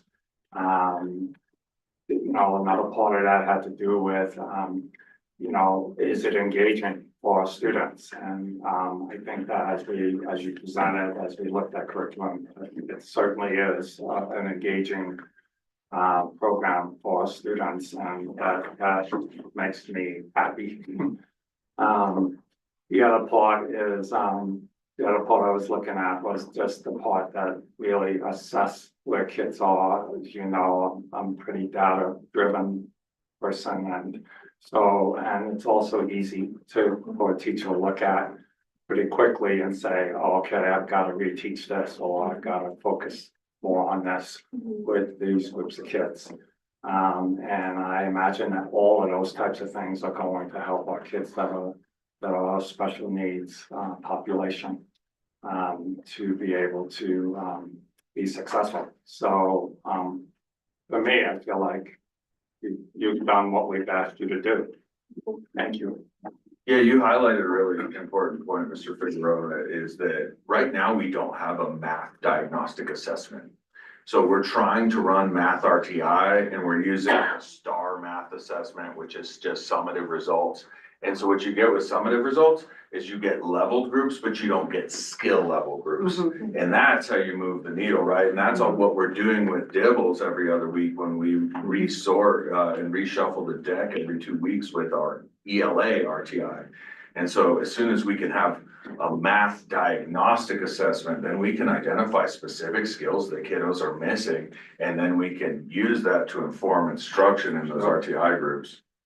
So Todd, is there another curriculum review going on besides this one, or is this the only one this year? This is the only one this year. Okay. Secondary has passed till next year. They weren't ready for this year. Okay, so a couple of, can you go back to the number slide? Cause that's really our biggest, I was excited, yeah. I guess. that's our charge right there. I can help with the numbers real quick. If we went with the full package, that would cost the school district about $7,800 extra each year for 5 years. So $7,000, almost $8,000 more a year, which is really a very small amount considering what our mission and what we're all about and the scope. So, You cannot pay for a math interventionist for $7,800 a year. no. Am I right? And Okay. we have a math interventionist at the elementary level. It sounds like we Today. may look at, seeing where we're at with the manipulatives to see if we could reduce that cost a little bit. But, Mrs. Ramirez did a really good job negotiating for us already, which is really appreciated, which is really terrific. So it's definitely affordable in light of our budget. If we do the 5-year, is there any concern of it being obsolete in that 5th year? Or that it's just basically that some of the information is old? Like that's the only thing that I'm worried about is if we I go get 5 what years you're saying. out Yeah. on that 5th year, are we worried about that? I think. I mean, Math and Focus, I mean, those poor books have been in the school for 20 years. I was gonna say, we're in our Like, what 5th happened? year. of Yeah, Math and exactly. Focus. Like, So- to me, I love it because it is current, it's 2024, so to me, I'm like, oh, 5 years, we're good, like, but, because we've had the other one for 15, so, but I don't know, I don't know. But isn't it been proven though that you have to give something Uh-huh. more than 3 years? Yes. We talked about this with our the last reading curriculum, and I don't remember the number, Victor, but was it 5 years was the base? Yeah, we When you settled on start? 4. We settled on 4, that's Yeah. right. So I would say 3 years for the teachers to really get a grasp on it and Right. get it going and to start seeing the growth. And then from there, like, 10 years might be too much, like we So said. to me, you should just take 3 years off that slide, I think, because Yeah. how are you gonna know? Right. Yeah. You're not gonna know. Well, and I think with, along with the online portion, all the teachers' guides, all the, slideshow that we show. Get them every year. All of that is online. It's all So online. whenever they update It's it, they just updated. automatically update it. Yeah. Right. so And you're they getting told the- me that if they, have a new copyright, they send it to you. It's not like you have to pay So for it again. they're obligated to give you the newest content. Yeah. Okay, for your 5-year pricing. And the other thing that we just found out, I guess Dolores, just adopted Yes. iReady as Oh, well for great. this school year. Okay. We found that out in our last, training that we did. She's like, oh yeah, Dolores, and we were like, huh? So we had to put a Dolores. So we also thought maybe we could maybe even negotiate more of like, hey, what if we did PD together? Yeah, so. When they come down at the Yeah, beginning. yeah, when they come down for training. I don't know, that was just something that we had talked about. My insight, and I am not an educator, so I will default to the rest of the board. But my insight has always been, when you look at your year over year and where your savings are at, and you look at your long-term, chance for success, in my opinion, the answer here is we will find the $7,800. That's really very small numbers when you're talking about a larger budget, not that we have a giant budget, but $700-800 is, could effectively take those test scores that we've all been so diligently focused on, that is part of our strategic plan. It is an initiative that we have challenged you with, which is to teach those children to grow, academic growth and achievement. If we can give you the right tools, then those goals can be met with the right tools. And the Not right just can staff. be, they will be met. I'm supremely confident that this is what's best for kiddos. You're gonna see measurable growth by It's the a end huge of the year. improvement. So I personally would go for 5-year full. But that I would now then start with Greg. What are your thoughts? Oh, hold on, I got two more questions. 2 more questions. Before you go. And then you get Is to get. there, so you said that you looked at that had further out, how far does iReady go? Is it K-12, is it pre-K-12, is it K-8? I think it's K-8. I think it's Okay. K. Mr. Hughes was asking me about that, and I'm pretty sure it's K-8. Okay. Yeah. And no pre-K, No pre-K. none of these really reached that. None of them They don't are go that way. pre-K. I just wondered. Yeah. We did look, but yeah.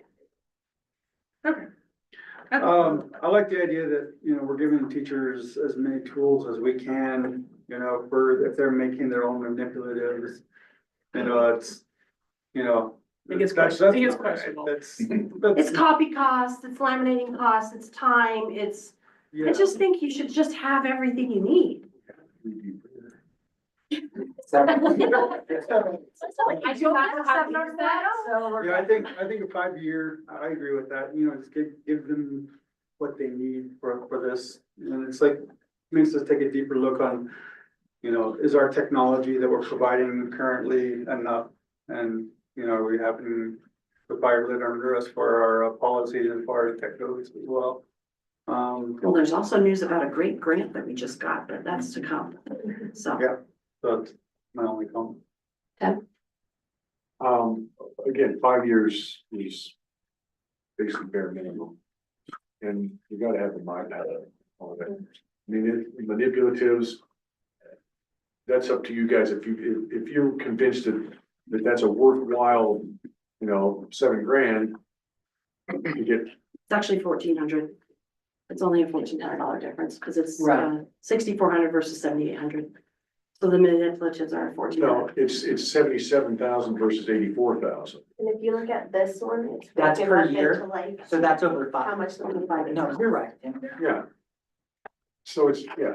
Look at your difference though. See the $6,400 additional spend versus the $7,800? That's where I'm focused on. So So, already, so Tim, your number is a 5-year number. The 1,400 is the annual number. yeah, Yeah, you both right. we're both. No, and I'm just saying that's your guys' kind of decision there on. I also think that we could go back to teachers and really see And what I have, manipulatives we need. so I have gone around and I've asked teachers, like, if this was it's your teeter, would you like to have them? And all of them said, for the most part, we'd like to have them, but we can make do with what we have. We'd rather have the And I'm a big program. fan of having hands-on kind of things, because Yeah. that does enhance your learning It's experience. another modality And- versus. And I'm a firm believer in it, if it's gonna get used. Right, Absolutely. exact, that's a great That's a point, great because point. we've actually If it's seen, gonna get used. right, things sitting. Same with workbooks and all of that, like they have to be used. Well, and, I actually reached out to the rep and got lists of exactly what the manipulatives consisted of for each grade level. So, we thought if that was a point that we needed to look at monetarily, that we would go through and say, okay, what do you guys have? Like, is this worth us purchasing? Victor, When we think about, trying to figure out how to balance our budget, curriculum is one of those negotiables. So, we've got to give you the tools to do the job that we expect you to do. And that's, help our kids, reach their full expectations and to, we're asking a lot from teachers about achievement and growth. And so, if we don't give you the tools to do that, then that's on us. So, that's kind of where I'm at. So, and we've already, in the last you know, a couple of years ago, we talked about reading and we talked about 3-year versus 5-year. And, you know, we landed on 4-year, which was, you know, 5-year is the best solution in the sense of teachers having time to really look at it, for the board to look at data, and for us to say, is this effective?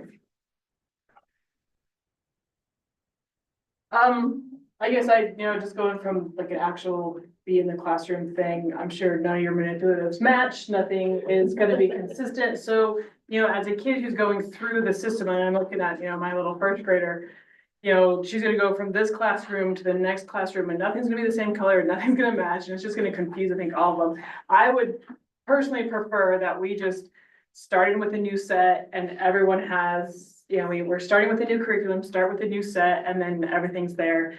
And then you guys can keep some of the old stuff for the ones that do break or the ones that get lost or, whatever. But just to start fresh with all of it.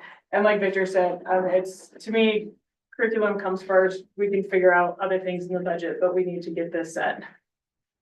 So do we need to take a formal vote or is this more of No. direction? No, it'll be part of a future budget. So I think that you've heard from all of us that we're all fully supportive of 5 years. I think that you've heard from most of us that it's up to you to do the homework around the manipulatives. It's, no matter what, we're spending more money. With the expectation of spending more money, we're giving you a better tool. It would be kind of dumb to buy the car that's fully loaded, but that sunroof doesn't actually open, right? Because we didn't give you the manipulatives. Right. That's my opinion. So you all need to work with Mr. Levine and look at, okay, do we need to do the manipulatives? Is it gonna help us?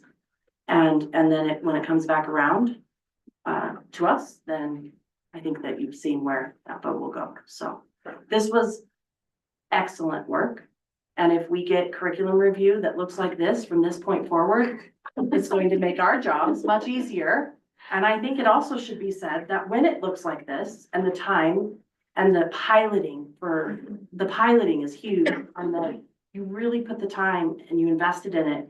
It helps us, it helps me understand it and make a sound decision because I trust that you did the work and you're the teachers and you know what you're talking about, but I can see the work and I can feel the excitement.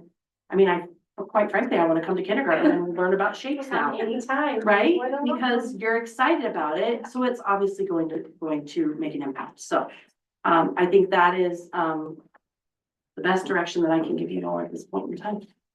Any other questions? Anybody? Ladies, would you love the curriculum? Can you tell me? I saw you both looking through the workbooks.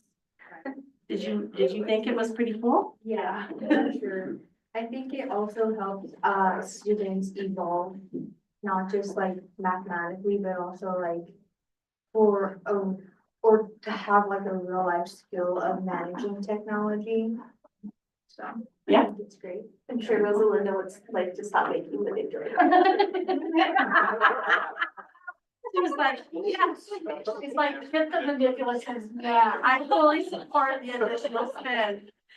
I have burns on my fingers from the laminator. Awesome. Great work, you guys. Thank you again very much for your But time. the problem is now you'll be on every curriculum review. Yes, we now know this. I know, Mr. Hughes is already like, hey. Hey, thank you guys so very much. We really, really appreciate how much you do. Thank you. Cool. Don't leave quite yet. I'm sure, I know Todd. Yeah, maybe don't leave because there's one has other one little thing. thing. Oh my gosh. You want to do Nicole's thing now? Oh, yeah, that'd be great. Nicole, if I could just have you here. Yeah, right here, right. Oh, wait. I think it's I wasn't gonna let you run. As you all know, we just got a presentation from 2 master teachers that was really helpful and informative. One of our master teachers, Nicole Gregerson, she's been awarded the honor on being on the Colorado Commissioner of Education's teacher cabinet. So she will represent our region for 2 years and provide advice and consultation to the Commissioner of Education. So Nicole, thank you for doing that. Super excited about that. If you all would like to stay, we are going to have cake. I would invite you to have cake if you would like it. I'm going to move into, yes, please, ladies. We have a beautiful cake, that was made by Tressa Jukes. Will somebody take a picture of it for me? Yes, we'll get out of the box.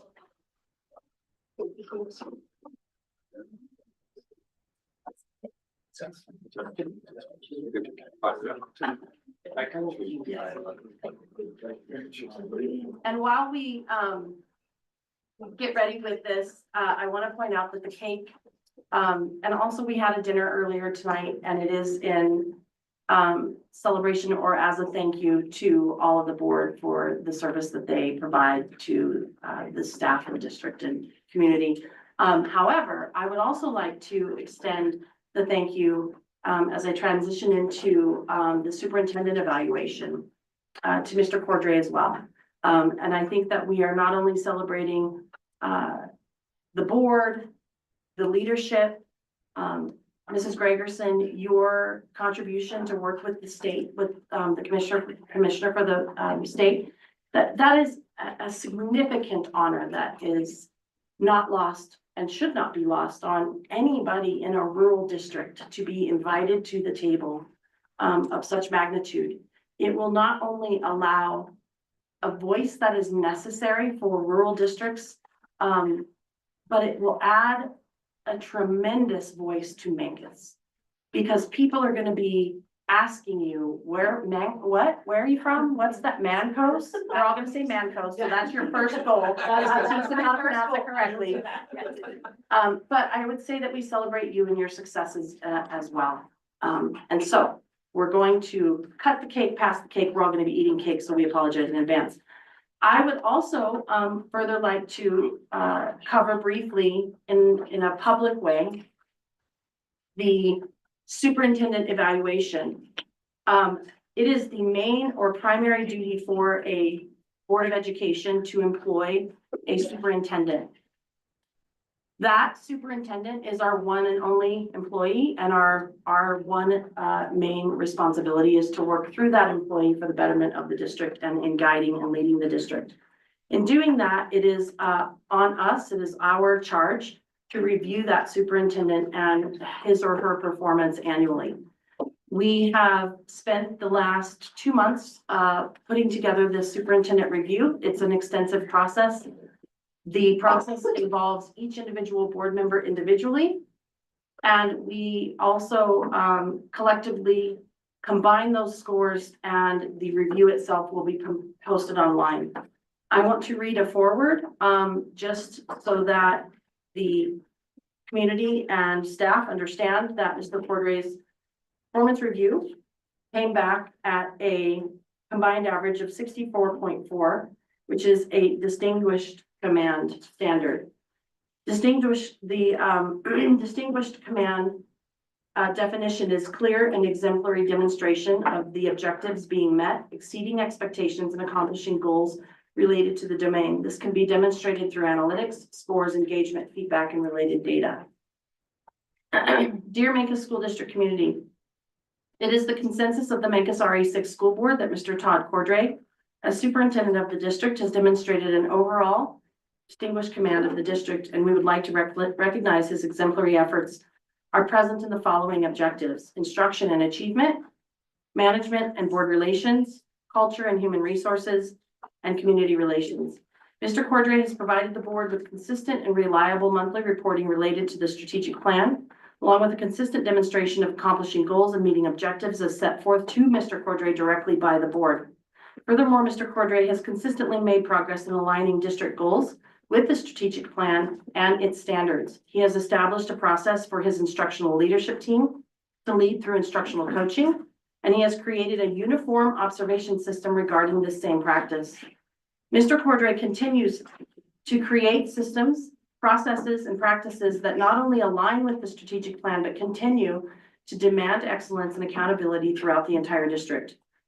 We have found that the entire district is receiving relevant, ongoing, and professional development as it relates to both culture and climate. Culture is what the district does. while climate is how the district feels. And additionally, he has set up a system for increasing MTSS, multi-tiered system of support practices within the district and community.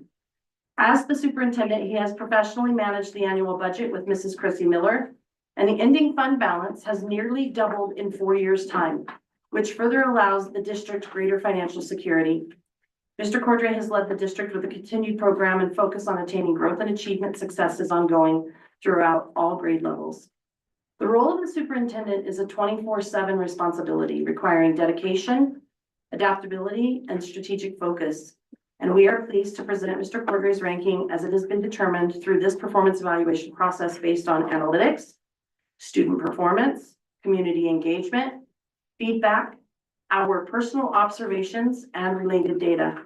We affirm that this evaluation furthermore reflects Mr. Cordray's alignment of his performance with the values and the goals of our strategic plan and our mission, which is in partnership with our community, we will foster safe, positive, and rigorous learning experiences. So with that, I will personally add that I have found a great deal of enjoyment working with Mr. Cordray. He is a professional.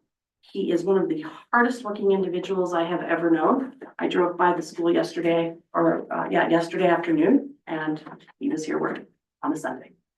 And that is not unusual.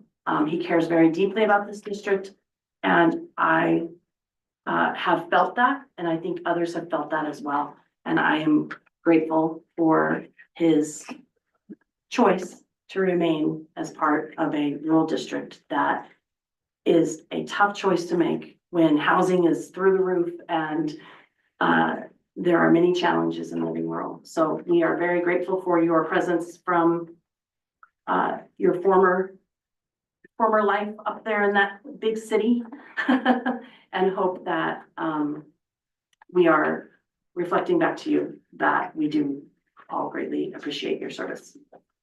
Thank you. That being said, I am going to call upon any other board members that would like to add anything, please do. Well, so I can eat my cake. Right. Anybody? I will. Oh, I love this. Okay. Please do. I mean, coming into high school, it was very intimidating. And I feel like Mr. Cordray has made high school like such a great experience for me because he's been such an inspiration to me, and I look up to him a lot, whether that being outside of school, seeing him at church, or in school, him inspiring me to do bigger and greater things. That's tremendous. Yeah, he's made the school just a really comfortable environment, and like he makes it known that he's still a person too, like anybody can just come and talk to him. Mm-hmm. Absolutely. And that's a great lesson to learn, that we're all approachable and we all care. Okay. I think one of the things that really helped our district grow is having a very strong foundation. And that foundation has been provided by the work that Mr. Cordray has put in. I think speaking to him as an asset is taken away from the humanity he has shared and the heart he supported in the school. So thank you. Absolutely. Thank you. Thank you, Tim. I've watched this for a long time, and we're in a really great place. Most of that's thanks to you. I think that Emily and I came on the board. We've been on 2 different boards now, and the expectations really have changed over the last 3 years. 3.5 years. And I think Todd has met those expectations, and we continue to work toward achieving goals. But that process wasn't clearly outlined in the way that it is now. And I think that your evaluation really represents what the board feels about the work you've done. So, great job. I'll just break in, since this is my first, board, you're only a superintendent, but you're setting the bar pretty high for anything else, so you're doing great. Absolutely. You know, just as the superintendent, it's easy to have some success in this role when the individuals around you have such high quality. I've never been in an environment where my colleagues are so talented, so I get the benefit of that, and it's remarkable. And then I think Craig said something that resonated with me, was foundation. There was a foundation here well before I got here, a foundation of high level of competency and excellence, and a culture and climate here of caring and support and diligence. The level of teacher advocacy for their students is remarkable. So while I've had the privilege of making some tweaks, it's really just been tweaks to something that was already so very strong. So it's a blessing for sure for me and my family. And I think it should also be pointed out that through leadership, climate, culture, demonstrated success, as we all exist in the Four Corners and in Southwest Colorado, I think that we would all be able to repeat that shows through perception and demonstration and performance, and those kids that we were talking about earlier that we need in order to help our student counts at the secondary level. Those kids are coming because families are noticing, and people want to be part of something that's great.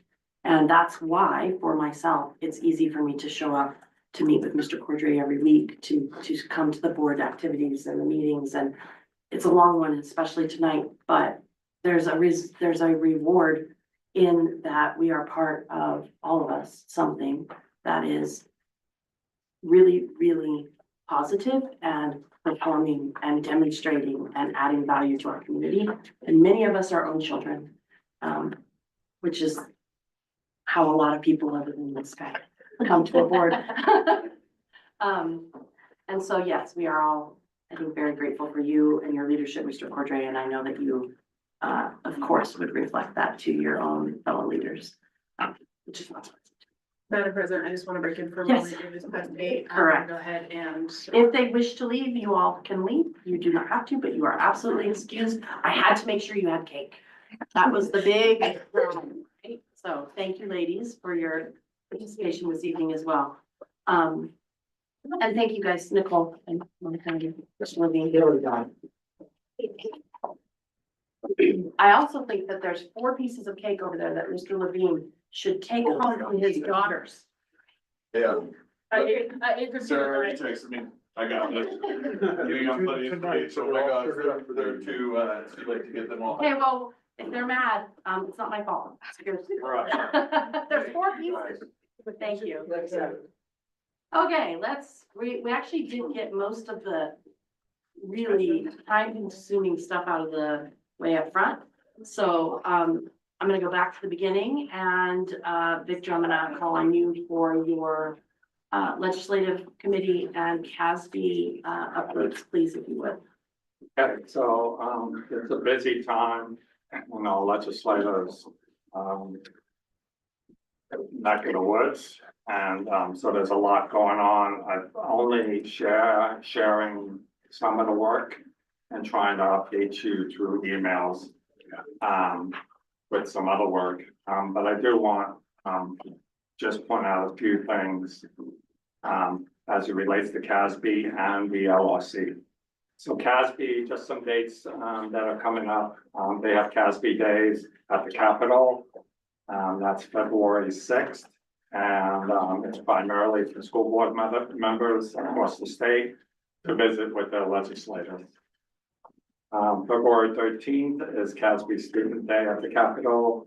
And that's where, districts can bring up, students to meet with their legislators and experience the legislative process. And then, February 27th, through the 28th, there is, the Winter Legislative Conference. That's where, again, we have an opportunity to meet with legislators to talk about our, platforms. I plan to attend that and to meet with, both our legislators with this year. I don't know if people realize we have two new, representatives. We have Representative Katie Stewart, who is, our rep. And then Senator Janice Rich. Janice, am I wrong on that? Give me the look. Yeah, I think we still have Cleve. Really? Did that, yeah. I looked at it. Okay, so I might have made a mistake. So if it's Cleve, then. I'll Is look Katie again. from Durango? Yeah. Yeah, Katie's from We Durham. might want to look into at some point, having a So I apologize. visit with her. I have a time if I made a mistake on that, so. Anyway, I'm gonna meet with them. I asked our board if you have anything in particular. I sent out, the CASB platform. That's gonna be part of this, part of what I'm gonna share with them because, there's some strong, values there that could help us. But also, we have our own unique, goals that we're trying to achieve. And we continue with the fact that we have recruitment and retention issues in this district. We have pay in our teachers issues in this district. We have housing, which is an issue across the state, but certainly in our district. So those are things I'm going to talk with them about. But if there are other things that you would like me to represent with all legislators, please let me know. It might even be valuable to invite Katie, since she's so close, to come to one of our work sessions Sure. and just have the open conversation. Because then it doesn't have to ride solely on their shoulders, and the Sure. conversation might evolve to, oh, we didn't think about it that way. Maybe tentatively like April, end of the year. Okay. I'll email you too. Okay, Um, that sounds good. I think that I would be don't know helpful. if you have some ideas on dates, but. Yeah, no, we'll get some dates put Okay. together. Right, And I believe she was just on the Durango board, so she does She was. know about school board. She's still Yeah, on the board. She's still on the board, yeah. so, I think she's still on the board. She is. Yeah, so, I'm gonna move on so we can, continue. So we have the 2025 legislative platform that CASB created. It's the legislative platform and priorities. That was developed by the CASB membership and approved by the body as a whole. Just so our public knows what that's about, basically, there are 4 areas that CASB is focused on. Finance is one of them, student and staff safety, students and staff safety and success. Local governance and accountability are the 4 areas that they wrote their platform and priorities on. I also attached it to our agenda, so if folks want to go to the agenda after the meeting, they could see that platform. I want to move on to two adequacy studies that were done. I just want to talk a little bit about the process of how that was done. Last year in 2023, the legislature created a study panel that proposed a few things. One was a new funding formula that we would use to determine how much money a district receives from the state based on student count. That was developed last year. It's a 6-year implementation plan, and that plan is going to start 25-26 school year as of right now. Just to take note, I think our governor had it on the slashing block. for this first year of implementation because of budget concerns, but, advocates pushed him and he took it off the plate. So it's still supposed to, begin in 2025-26. In addition to, the funding formula, 2023 lawmakers required the Department of Education to hire two consulting firms to conduct a parallel study on the adequacy of school funding. Those two studies were released January 3rd, and I think Emily sent a really good summary of those studies to everyone on the board. I just want to hit on a few things about the studies. The studies concluded that school funding should be from 3.5 billion to 4.1 billion more per year, in addition to the 9.7 billion that was approved last year. That's no surprise to anybody in education. But it's good to have it actually, these are independent studies. So these are individuals, or these are studies that don't really have a horse in the race. The first study, Equity and Adequacy of School Funding, was the name of the study. And it recommended that we set funding levels commensurate with Colorado education goals, increase funding weight for at-risk students, so more resources are based on student needs, raise teacher pay and hire more teachers, reduce inequities in local taxes, adjust salaries to account for regional differences in the cost of living. Those were like 5 things that they really focused on. Now, there's a lot more in that study, but I just wanted to try to break it down a little bit. There was another study called the Colorado Input-Based Financial Adequacy Study. And their recommendations is that the state provide a base funding of $12,346 per student. They also said that funding should be a third higher for at-risk students. They said there should be a tiered additional funding for our English language learners based on their proficiency level. Small districts should continue to receive additional funding, and there should be 3-year enrollment averages. And lastly, the state should provide funds to equalize mill levy override funding. So those are things that our legislators are looking at right now. And those are things that we're advocating for them to find the money to try to close the gap that we have in place that we're so far behind. Close the gap of 3.5 to 4.1 billion per year. Okay, so I'm going to move on to LRC and just some updates. There is a bill around Social Security Fairness Act. Basically, this isn't a bill. This is information that was passed at the federal level. And basically, the Social Security Fairness Act says that para-employees or private insurance employees can now access Social Security funding.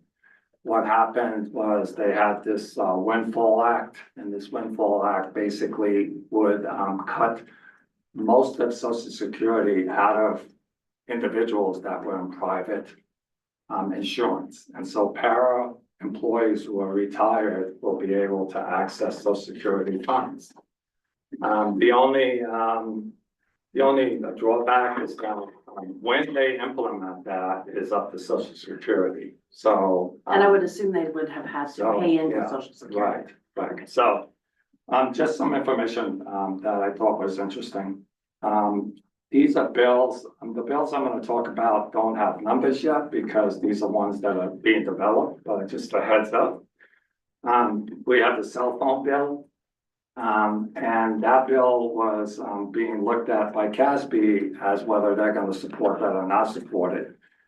Because they said most districts have policies already for electronic devices. And so this is not something that the state should really be getting involved in.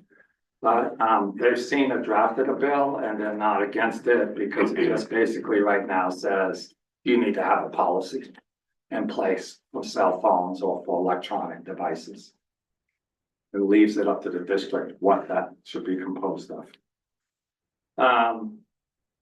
Just know that I talked about the library materials bill. Again, that's another bill that is being developed, and CASB is not sure. The LOC is not sure about what it really says right now, but they're just really wanting from the draft that they've seen. It really is just saying that they want school boards to have a policy around how they're evaluating materials that are in their libraries. And so if it stays that way, CASB is not necessarily against that because most districts have policies around evaluation of materials, but we'll see what that looks like at the end. And then there is, this is something that's not a bill, but it's being looked at by CDE. They've received a lot of feedback about the grants that they have out to different, that they abide each year for districts to apply for. That is money that comes out of general funds. That's allocated. Their feedback that they've received and that they're looking at is that they want that money to be part of the formula for each district. So that each district can fairly get a certain amount of money and not be this, you apply and you get the money, or if you don't apply, or you might not, it's really competitive. So they've received a lot of, I guess, feedback from districts that said that money should not take it out of grants and put it in our formula so that we all evenly can get a certain amount of money from them. Because it goes into, it could be about $1 million when you look at just the grants part of it. And then there isn't, again, there's a possibility that there's going to be a dyslexia bill. That bill basically is a bill that they're thinking is going to be about developing a screening tool to identify dyslexia. So whether that passes or not, what that looks like, we don't know yet, but just a heads up. And then there's a possible bill about trauma-informed safety bill. And that is basically a bill that wants to really zero in on how we conduct safety drills. The funding funding calculation, Todd, I had mentioned this to you and I just want to point it out to the rest of the board. Tracy Rainey shared some calculations for 25-26 based on House Bill, the changes that were asked for House Bill 1448, I think it was. And I think this was shocking to me. Because I simply went to the numbers across the board in Montezuma County. And especially in light of discussing or speaking about our challenges and our successes. When we're looking at spending an additional $7,500 annually on a curriculum. Although we say, okay, well, we'll figure this out. Cortez, just in case in point, has $27.8 million a year under our current formula. Dolores has $8.2 million annually under that formula. This is looking towards next year. We stand to be at $6.3 million per year. So if you look at the level of funding in comparison to size of district, number of students, accomplishments, what we're being faced with, what we're being asked to do, that curriculum cost, whether it's to Mancus or to Dolores, again, based on quantity in students, but still, they're paying the same amount of money per student for that curriculum that we're paying. And those student count numbers don't always meet those needs. So I would encourage all of you to kind of watch that formula as it comes out, because I was really saddened by the numbers that I'm looking at, because I know we'll work through the challenges, but we seem to face pretty significant challenge in comparison to our districts that surround us, as they have higher real estate values, higher mills or bonds. They have other things in place that we don't have. And that will become significant as we start to talk to our public about a mill or a bond and our need. And it's not just a need to build a structure, it's a need to buy curriculum or continue to maintain the structure. That's the oldest operating school in the state. And then lastly, Todd, this is information that you may already have or may have talked about, but it seems like there's been litigation around Title IX, which is that information that Emily sent out to everybody to take a look at, the professional development that all teachers got. I looked at it as well. And us, yeah. There was litigation and then an injunction, which we talked about in the LRC meeting last week. Basically, I asked them where are we with that, and they said, well, everything is back to 2020. Correct. And that's what they expect right now districts to do. They said they're gonna send out more, LRC is gonna send out in the next email more about the what they expect the districts to do. It's on our task list also, because we know that we're going to have to make a policy adjustment, so that is coming.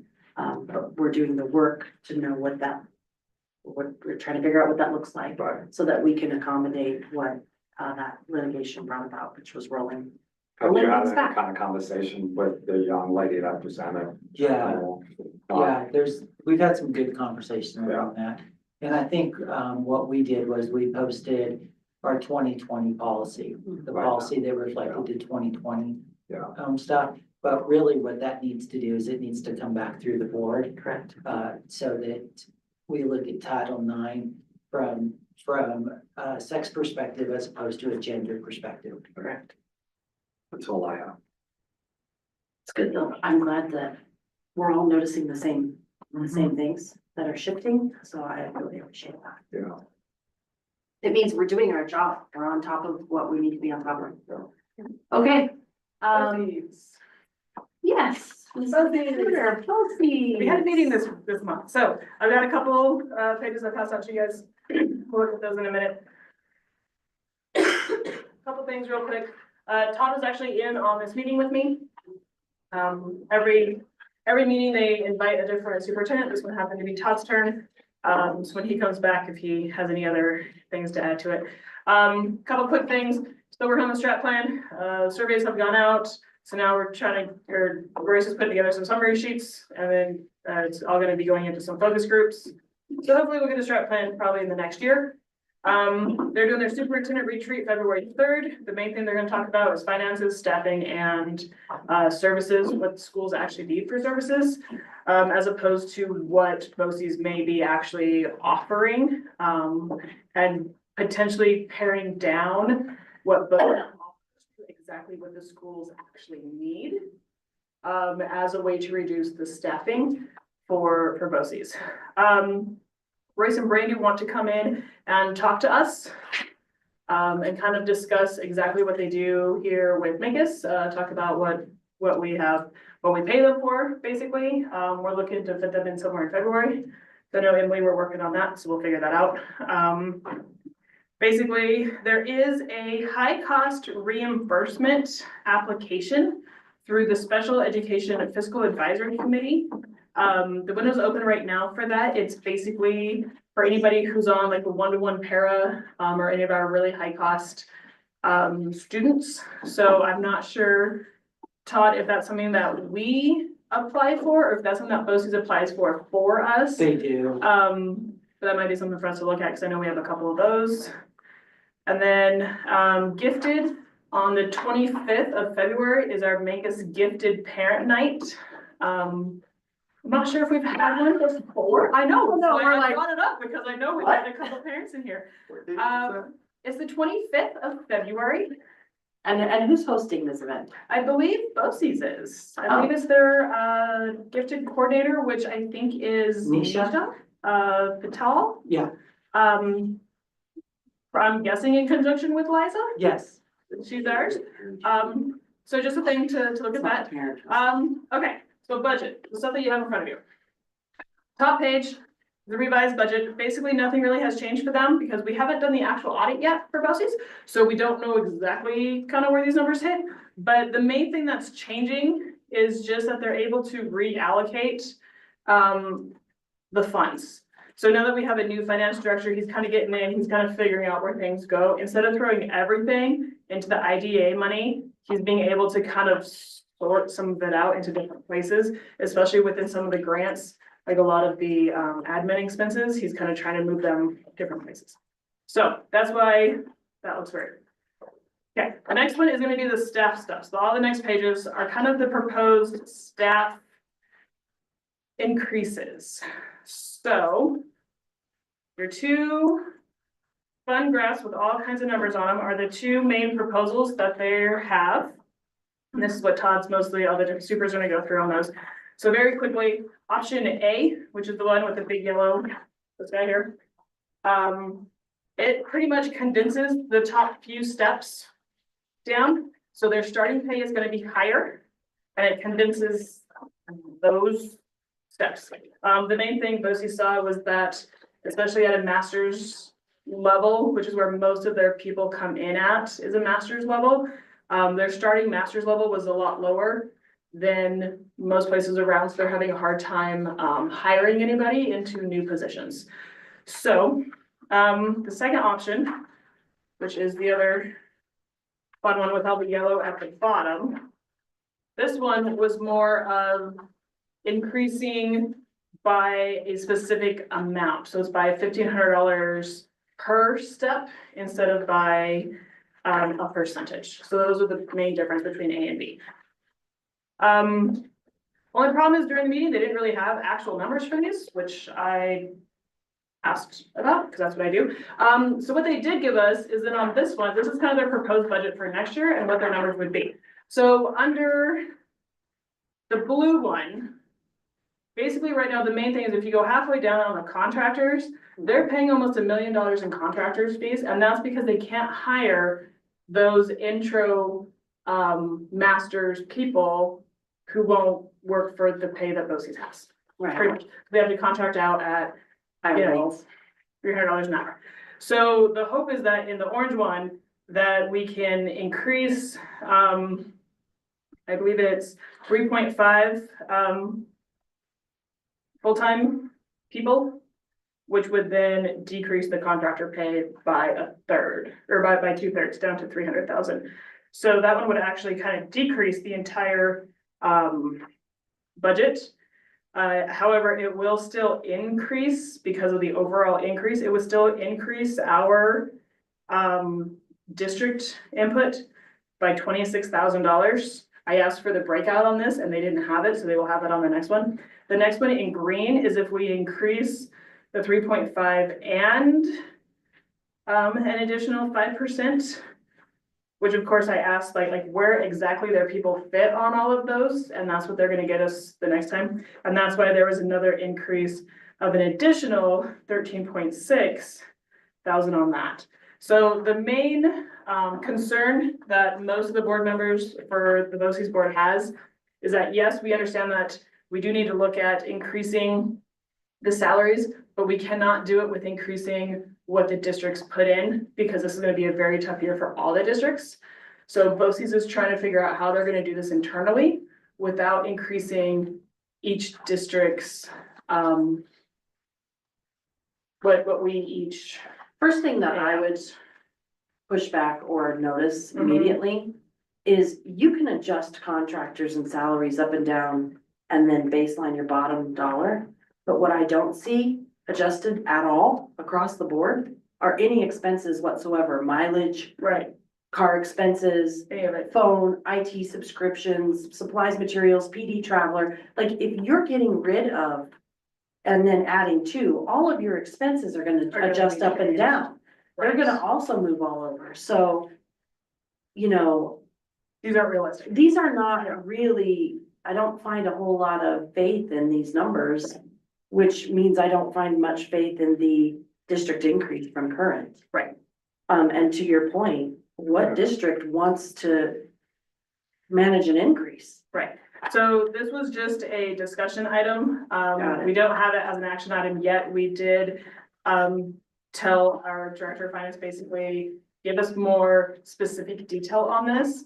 Plus, the superintendents are gonna be diving into this a little bit more as well. So hopefully on the next one, we'll have like exact numbers of what do you want this to be? How, how do all of your expenses, your fluctuating ones really fill out, and then what will this be? And then we can make an informed decision. But I just want to let you guys know, since they've been talking about a salary thing since August. This is the first we've actually had anything in writing. So I just wanted to show it to you. They are working on it.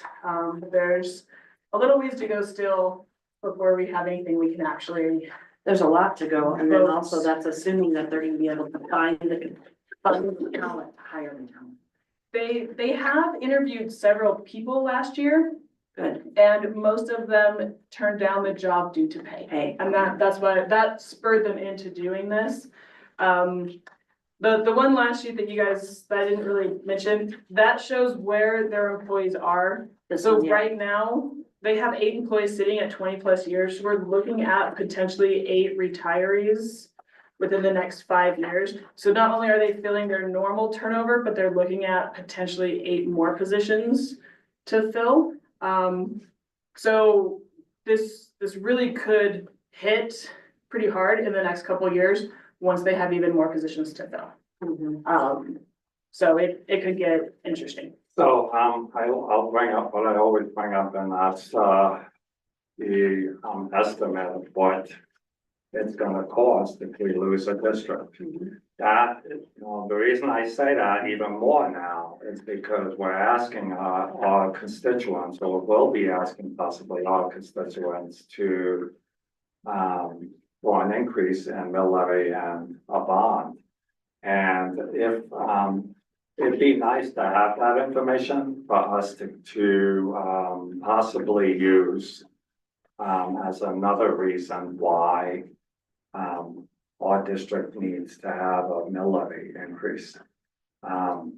It's just important to know that if we're gonna increase by 100,000, 50,000, or what, if things end up losing, we end up losing a district. So I really will continue to encourage you to get some answers around that. Certainly, if they're gonna present, that's gonna be something we need to bring up.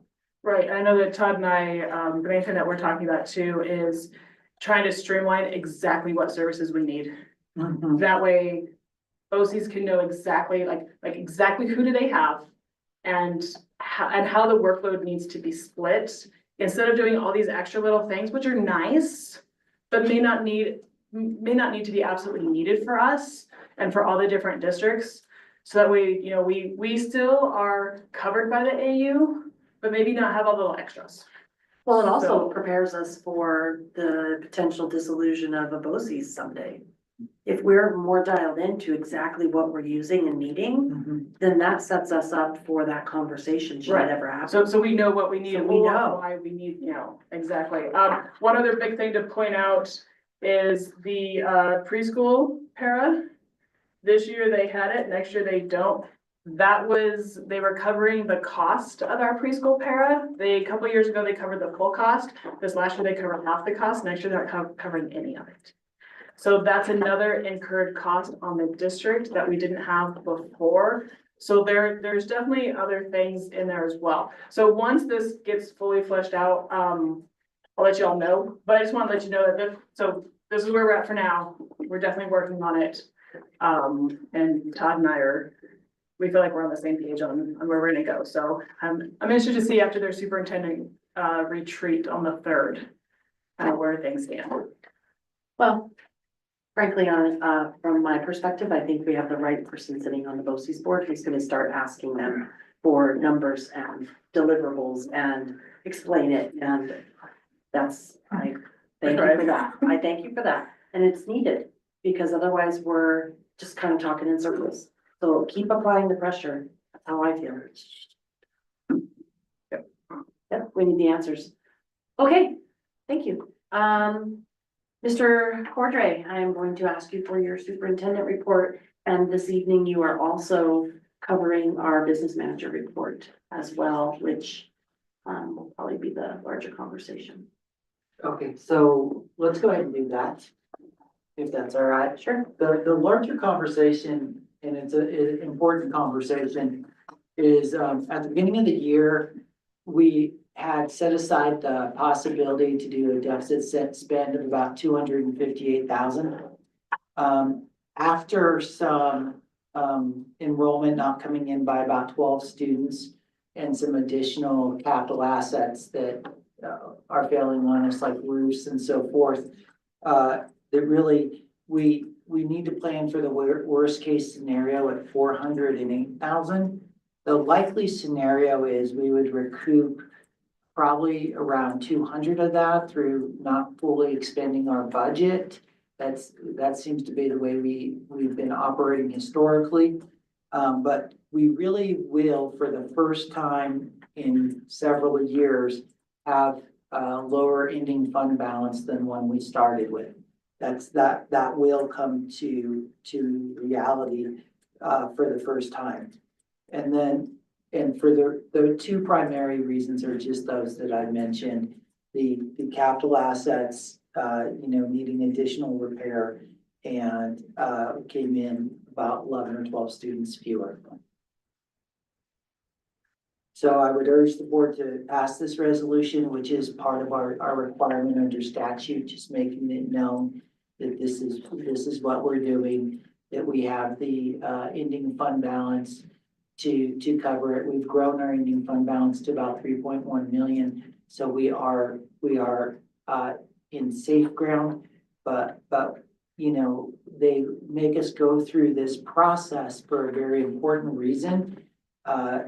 And that's for us to be very aware and to be very transparent that this can't be a trend.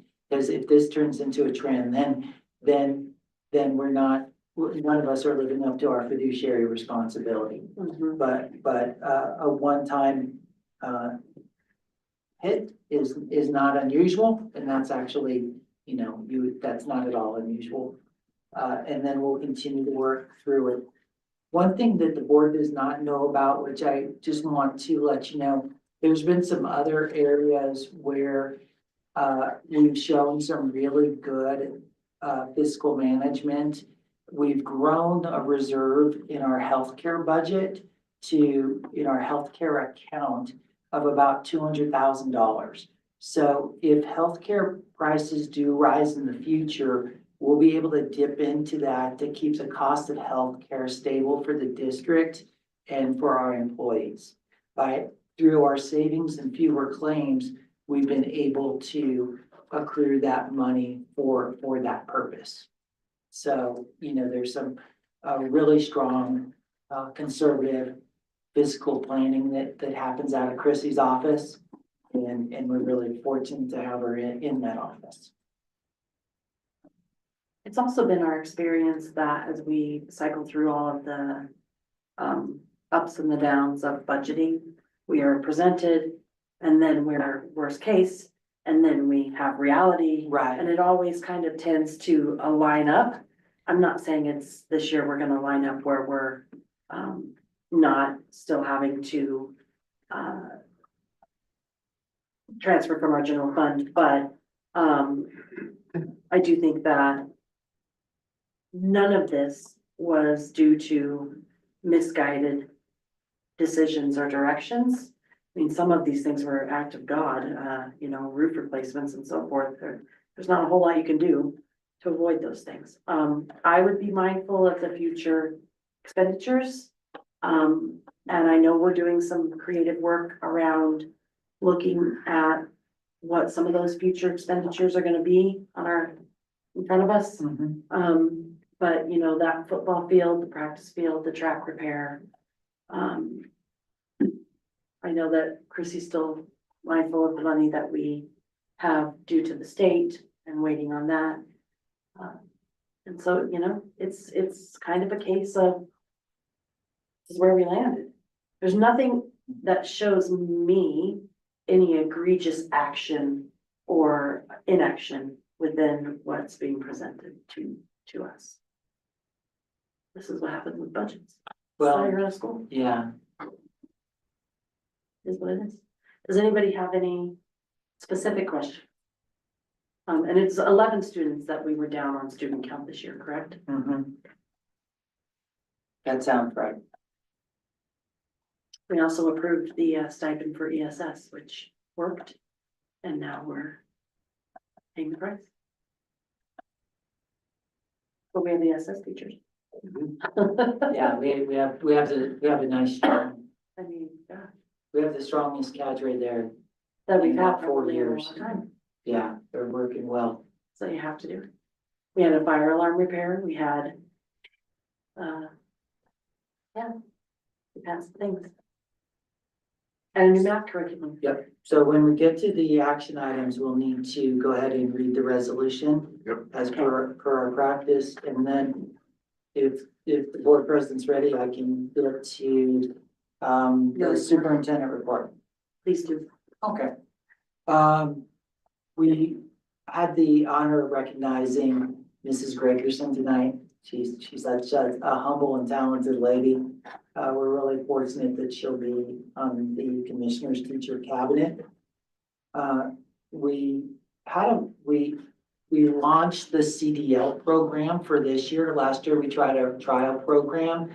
It went well, so this year we came back with the CDL program.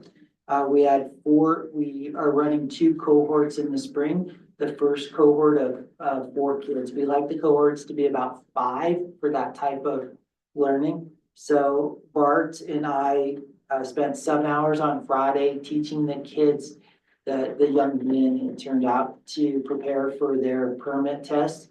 So far, we have 1 student that passed all 3 of his permit tests and another one who passed 2 of the 3. So he'll be going back to finish his other one. The other 2 will get them passed here shortly also.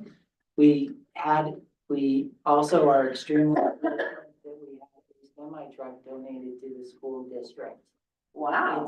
It's like Mancus blue. It's like gorgeous. Nice. So, as well as a trailer, so. That's tremendous. And Bart last year got his licensure upgraded and he's getting training on being a trainer. So we could find affordable ways to continue with this program.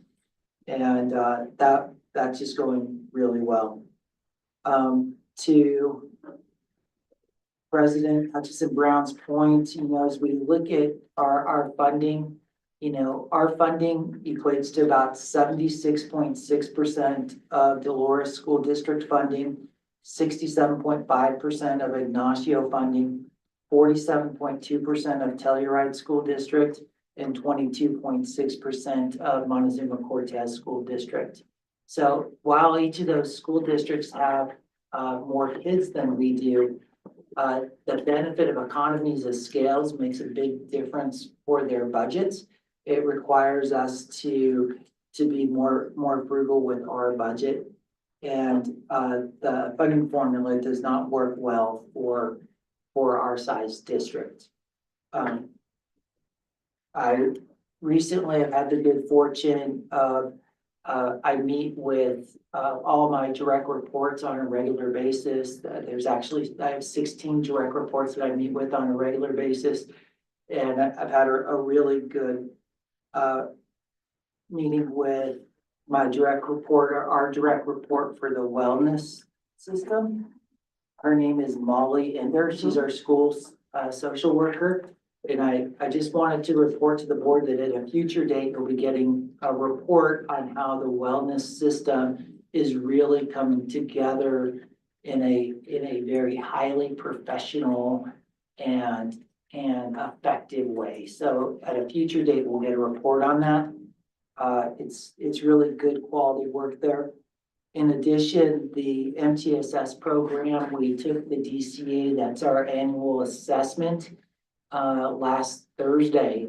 And so there's about 10 of us in the room for 2 hours, taking the assessment to see how well the school district is with learning the protocols of being a highly efficient, continuous improvement focused school district. And our competencies as school district, the trajectory on our growth is really impressive. It was really incredible to listen to those 9 people in that room demonstrate for the assessment how well we're doing as a district, putting systems into place to help us guarantee predictable and reliable outcomes for our students. The other thing I'd like to mention is Mrs. McWhirter just mentioned that the superintendents will be meeting for the San Juan BOCES retreat. That'll be on February 3rd in Ignacio, and we'll be looking closely at the budget. The fellow superintendents are also very concerned about their budgets, and that's by no means an easy room. That's a tough room. And those are individuals that are very good at advocating for their districts and advocating for their district's budgets. So it'll be a very productive meeting. It always is, and Royce does a good job managing that group.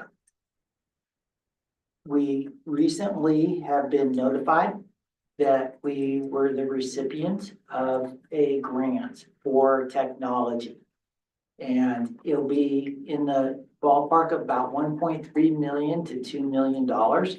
And we'll be able to use it to really support our technology expenses for about the next 5 years, which will help us provide higher levels of technology and technology services, as well as meet our ongoing and predictable needs that we have as a school district for technology. The grant will also cover part of Keith's salary, it'll cover part of Janet's salary. It's a way for us to continue to do the most, get the most out of grants for us. And it's a 5-year grant, which is about 1.3 million to $2 million over. And we'll have Mrs. Fogel present to us on that, as well as all grants before the end of the semester, as well as with the good work that's happening with CTE as well. So while many school districts hate the fact that there's competitive grants and that CDE has 41 competitive grant programs, Mancos School District, from my perspective, does not. We have the competency to get those on a reliable and predictable way. And so while it's not equitable, because other people may not have that same competency or that same ability, we certainly do well with it. And with our systems in place, by having a department there and our systems of controls and our partners that help us with that, which is Generation Schools Network, we can feel confident that it's reliable and predictable. And it is. The last 2 things I'd like to share is that chowder over there and that cake. They're just like ridiculously good. Mm-hmm. I mean, that was just some ridiculously good food. Mm-hmm. And then the last thing I wanted to share is the gift you guys were the book you were gifted tonight. It's called Finnish Lessons 3.0. It's the lessons from Finland on educational change. It's Finland has been lifted up in a lot of circles for their growth in academics. Finland is smaller than Colorado. So by population. So I want to, if we kind of, it gives us a way to look at them. Some of the things they consider there, you know, that I liked about the book and wanted to make it available to you all is they believe in more individualized plans for students. And I thought, well, that's very consistent with the way we like to look at things. They don't believe in high stakes testing, at least not to the level we do. You know, here in the United States, they are less, they don't have a tendency to believe in excessive homework. They like to keep that work at school as much as possible through a higher level of student engagement. And of course, that's what everybody wants is student engagement. And then they as a system really affirm teachers in their society and they represent that with pay. So I felt like that was some interesting things. I don't know that those were the things that I thought were more consistent with our philosophies and our values. But it was just interesting to lead. And I thought from a governance perspective, it was really a good governance book for a governance board. And one last thing, last week I did have the opportunity to go to Denver for the case day at the Capitol. And I was able to meet with Stewart in her office, as well as Cleve Simpson in his office. And one of the things I shared with them is I got into our payroll and I just looked at, you know, what some of our folks were making. And I had shared an example, of course, without any identifiers or names or anything, of what a teacher who works here for 20 years makes and what their take-home pay is. Mhm. And I wanted them to see that number because it's really a travesty. Mhm. And while the state legislature is not in a position this year to do much for any part of the state as they're battling a $700 million deficit, I wanted to lay that foundation for when this somehow turns. Because we've got to look at this I want them to look at this in a different way so we can get to kind of an adequate place. So we are very fortunate to have Katie Stewart there, and we're really fortunate to have Cleve Simpson there, two people that are opposites, but they're both really strong advocates for education. And Madam President, that is my report. I would also wanna, if I can lift up a couple things that I read in the reports out of the buildings. I was really excited to read from Mr. Hughes from his report that I'm not sure if you guys noticed that he's looking at that schedule for next year. We talked a little bit about cutting of the advisory time. So that's the first thing. But also he had mentioned the work that they're doing to align some math options and pathways, science pathways.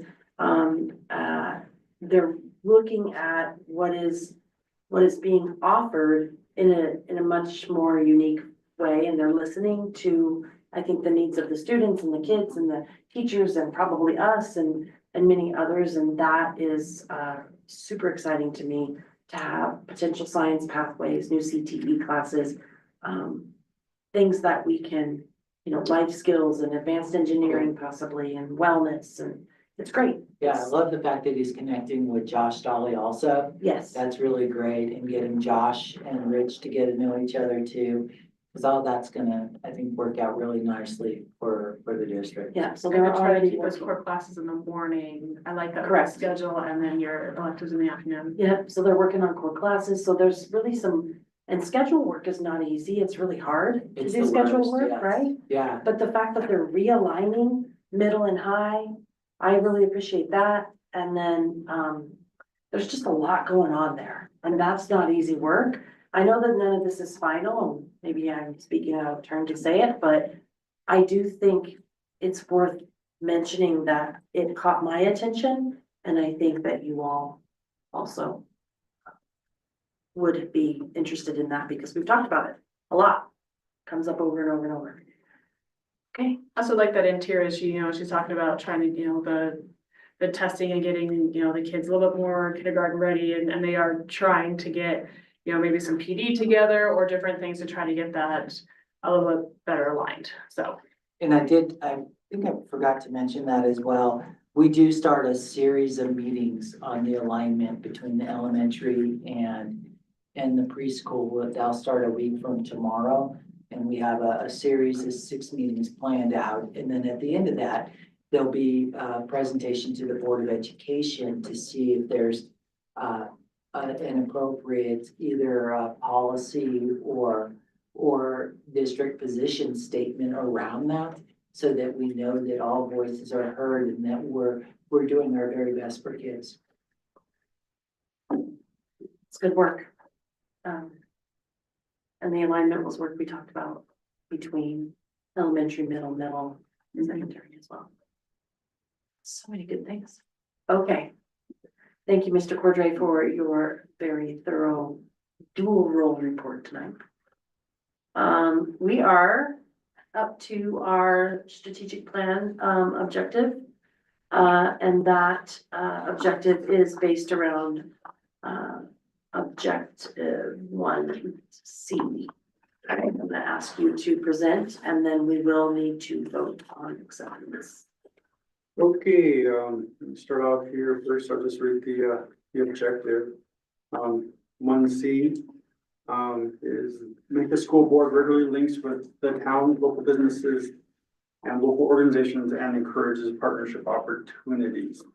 I guess just a brief overview, this objective evolved from discussions from 2022 to 2023, and the burgeoning of initiatives to reach out further into the public. Looks like there were, a few avenues that we directed board members to attend, the library board, town board, and engaging students. And from there, there was a huge push to increase our visibility and to make it more of a duty. And it's really grown to show our intent and our connection to foster strong partnerships within the community. We've been able to make first contact with our immediate stakeholders within the community and continue to grow our partnerships throughout those connections. So we would add, like, Make Us United, student panels, staff panels. So we're trying to link everything together in our linkage efforts to create a cohesive direction and presence within the community. As far as the rating goes, year over year, we've been placing ourselves as, well, our first year was not reported. 23 to 24, we rated that standard. This year, our board has basically come to a consensus that we are at or above standard. I think that really shows in all of our efforts to take our linkages seriously and to continue to foster those relationships. Some of the things that we did was take prior board members' recommendations and keep those true. And for example, Pamela Coppinger bringing up the idea that we should have student board members for the school district, and also Katie Volpe for the student liaisons with the town board. Those were very important things. So we have done those. We're very quick to move on these linkages, and we'll approve it. And it's starting to show quickly, it's starting to bear fruit. Let's see what else. We did talk about, in our report, our next steps, and I think that's very important. We want to continue strong student participation. We've been doing that year over year, especially with CASB and taking students to experience that, with the student strand efforts, especially involving our student leadership, from our board to participate and, really get the most out of that experience.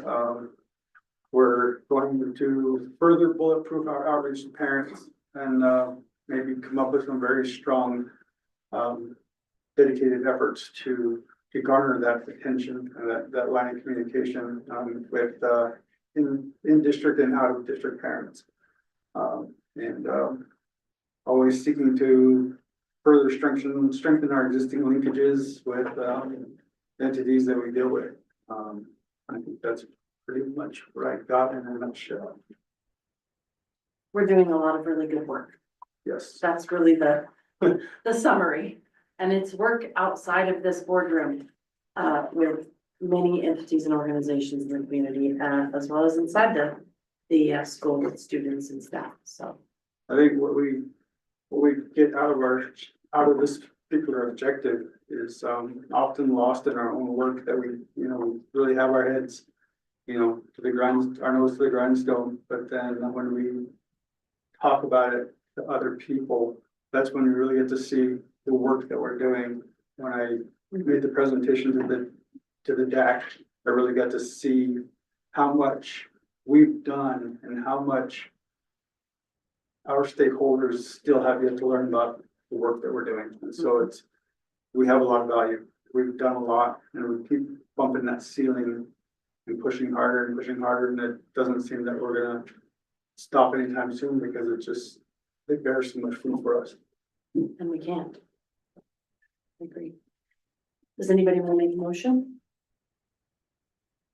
Sure, I make a motion, we approve 1C at or above standard.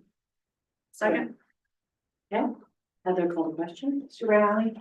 Aye. Ms. Figueroa? Aye. Mr. Hunter? Aye. Ms. Hutchinson Brown? Aye. Ms. McWhorter? Aye.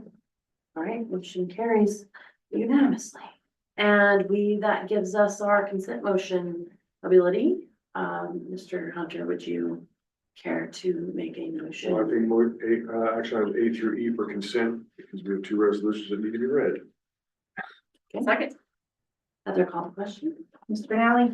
Aye. Mr. Figueroa? Aye. Mr. Hunter? Aye. Ms. Hutchinson Brown? Aye. Ms. McWhorter? Aye. Right, unanimous. Mr. Hunter, would you please do us the favor to read our, I move that be it resolved by the Board of Education of the Memphis School District RE6 of Mosby County that the amount shown in the following schedule or appropriated to each fund as specified in the January budget for the ensuing fiscal year beginning July 1st, 2024 and ending June 30th, 2025. For the general fund, $10,663,956.61. For the preschool fund, $413,181.81. For the food service fund, $422,287.47. For the bond redemption fund, $855,220.44. For the capital reserve projects, $478,754. For the pupil activity fund, $277,389. For a total appropriation of $13,110,789.30. excellent. Motion. That is a Second. motion. Do we have a second? Heather, will you please call the question? Mr. Riley? Aye. Mr. Figueroa? Aye. Mr. Hunter? Aye. Ms. Hutchinson Brown? Aye. Ms. McWhorter? Aye. Okay, And I move the following resolution authorizing the use of a portion of beginning fund balance as authorized by Colorado statutes, whereas Colorado revised statutes 2244-105 states that the budget duly adopted pursuant to this article shall not provide for expenditures, interfund transfers, or reserves in excess of available revenues in beginning fund balance. And whereas the Board of Education may authorize the use of a portion of the beginning fund balance in the budget stating the amount to be used, the purpose for which the expenditure is needed, and the district's plan to ensure that the use of the beginning fund balance will not lead to an ongoing deficit.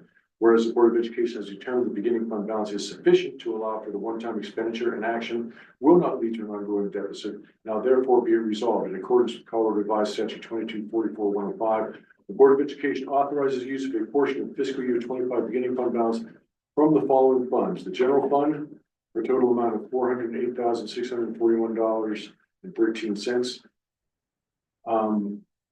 $37,700 to be used to provide professional development to district staff. $135,941.13 for the district contracted services. $25,000 to be used to repair the fire alarm system. $210,000 will be transferred to the capital reserve fund.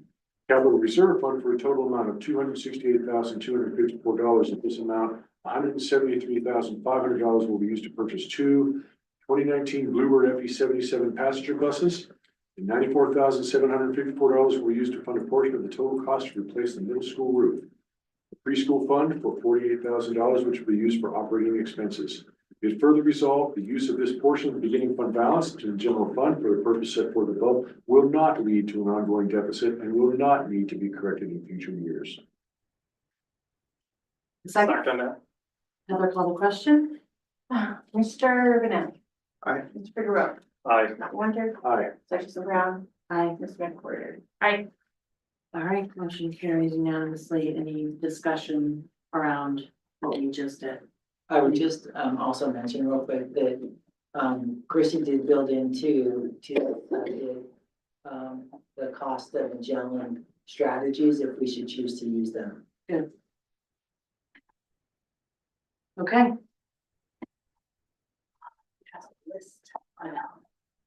All right, that for the most part wraps up our agenda for the evening. I would like to point out for future agenda items, we are going to be discussing the facility deferred maintenance report from the company that has been working with Mr. Cordray and his staff. The bond and the mill levy will become part of our regular or normalized conversation, including conversation around Magellan. We are going to be soon needing to discuss upcoming elections, as we will have 2 seats in November of 2025 for the Board of Education. And the process to start that has already started with the school district itself. We will be looking at objective 2B, which is the make the school district students demonstrate emotional intelligence in their daily interactions with peers and adults. We will also look to plan the strategic plan annual review. It's looking like June 4th. Additionally, our February work session is on the 10th. Our board meeting is on the 24th of February. And we did agree at our CASB retreat that we wanted to make a point to collectively gather 4 times a year at a more informal, but it would be like a work session or a retreat in public. And so I will be reaching out to you all for a date in March that maybe we could have dinner. Maybe we'll go to Columbine or somewhere. We'll pick a place. And so that is all on our future agenda. And I will follow up in final with some questions. Did we learn anything new tonight? Before we do that, just one more for the future agenda to have it on here. Yeah. Was that potential BOCES? Yes, that's on my work Work session. session. Yep, that's on my work session. Okay. As I'm not gonna call on each of you because it's late and I want to go home. Does anybody want to point out anything learned that was new this evening? There was a lot covered this evening. I just want to point out I think iReady is going to be an amazing curriculum. I think the team did an amazing job. I think Monica Ramirez is fantastic as point person for that. I love that it was piloted in the kindergarten and 1st grade, and still that's the one they picked. Usually it's, the 4th or 5th grade that likes it. But yeah, I love the My Plan part of it. I think that's going to be a fantastic curriculum course. I also will point out that we learned, and I'm excited about the data that was presented from Mr. Hughes and Mr. Gardner on the United Front, and that all leading, because that really shows that it's leading back to work that we started and conversation that we brought forth, and I love that because it really, it helps us have insight into what's happening day to day. Were you surprised by or unprepared for anything during this evening's meeting? The length of our meeting. Yes, I know, Mr. Hunter. Anything else? No? Okay. Were you able to communicate and be understood on all topics? Does everybody feel heard this evening? Anybody? Yeah? Good. Did we cross into operations? And if so, when? I don't think so, maybe. I think we did really well tonight, even though we talked about a lot of operational happenings and even had some decisions based around them. The way that they were presented or given to us was spot on. Because I think that I will credit the presenters, you know, the curriculum, the stats, the conversation, and that is insight. And I think I could pull out 3 or 4 things that we've been talking about for 3 years that we're starting to now see be presented to us with a different light and solutions in place. And that is really good feedback for us. And we're not inside the building, but we're still understanding. Do you agree, Victor? Yes. And that's important. Were there any decisions made by the board this evening that need to be communicated to the public? Yeah, the superintendent evaluation summary. And Heather, you have that, and we will ask you to scan and make sure that that goes up online. Todd, I will let you decide how Alice handles that with Make Us Matters or any communication of such. We don't need that. That's good. And then, Come on. You don't even know you do a good job. yeah, written thank you note. Okay. Any written thank you notes? Do we want to handwrite a note to Oh, the culinary class. the culinary class, That's Tressa, good. and Tressa. what about Nicole and or Monica or the committee? Mhm. Maybe we should do, yeah. So I think those 3 are really helpful. Can you take a note of that? So Tressa, culinary class, and the committee for the curriculum review. I think we also should write a note to both Mr. Hughes and Mr. Gardner, because that presentation was outside of the scope.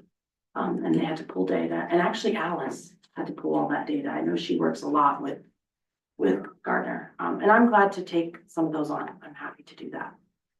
So Craig, if you could just poke me, I would get listening stuff. I like thank you notes, and I like handwritten thank you notes, which is why you got one from me tonight. Seems to go along with this. All right, with that being said, it is 9:21. Ooh, and I am going to call this meeting adjourned.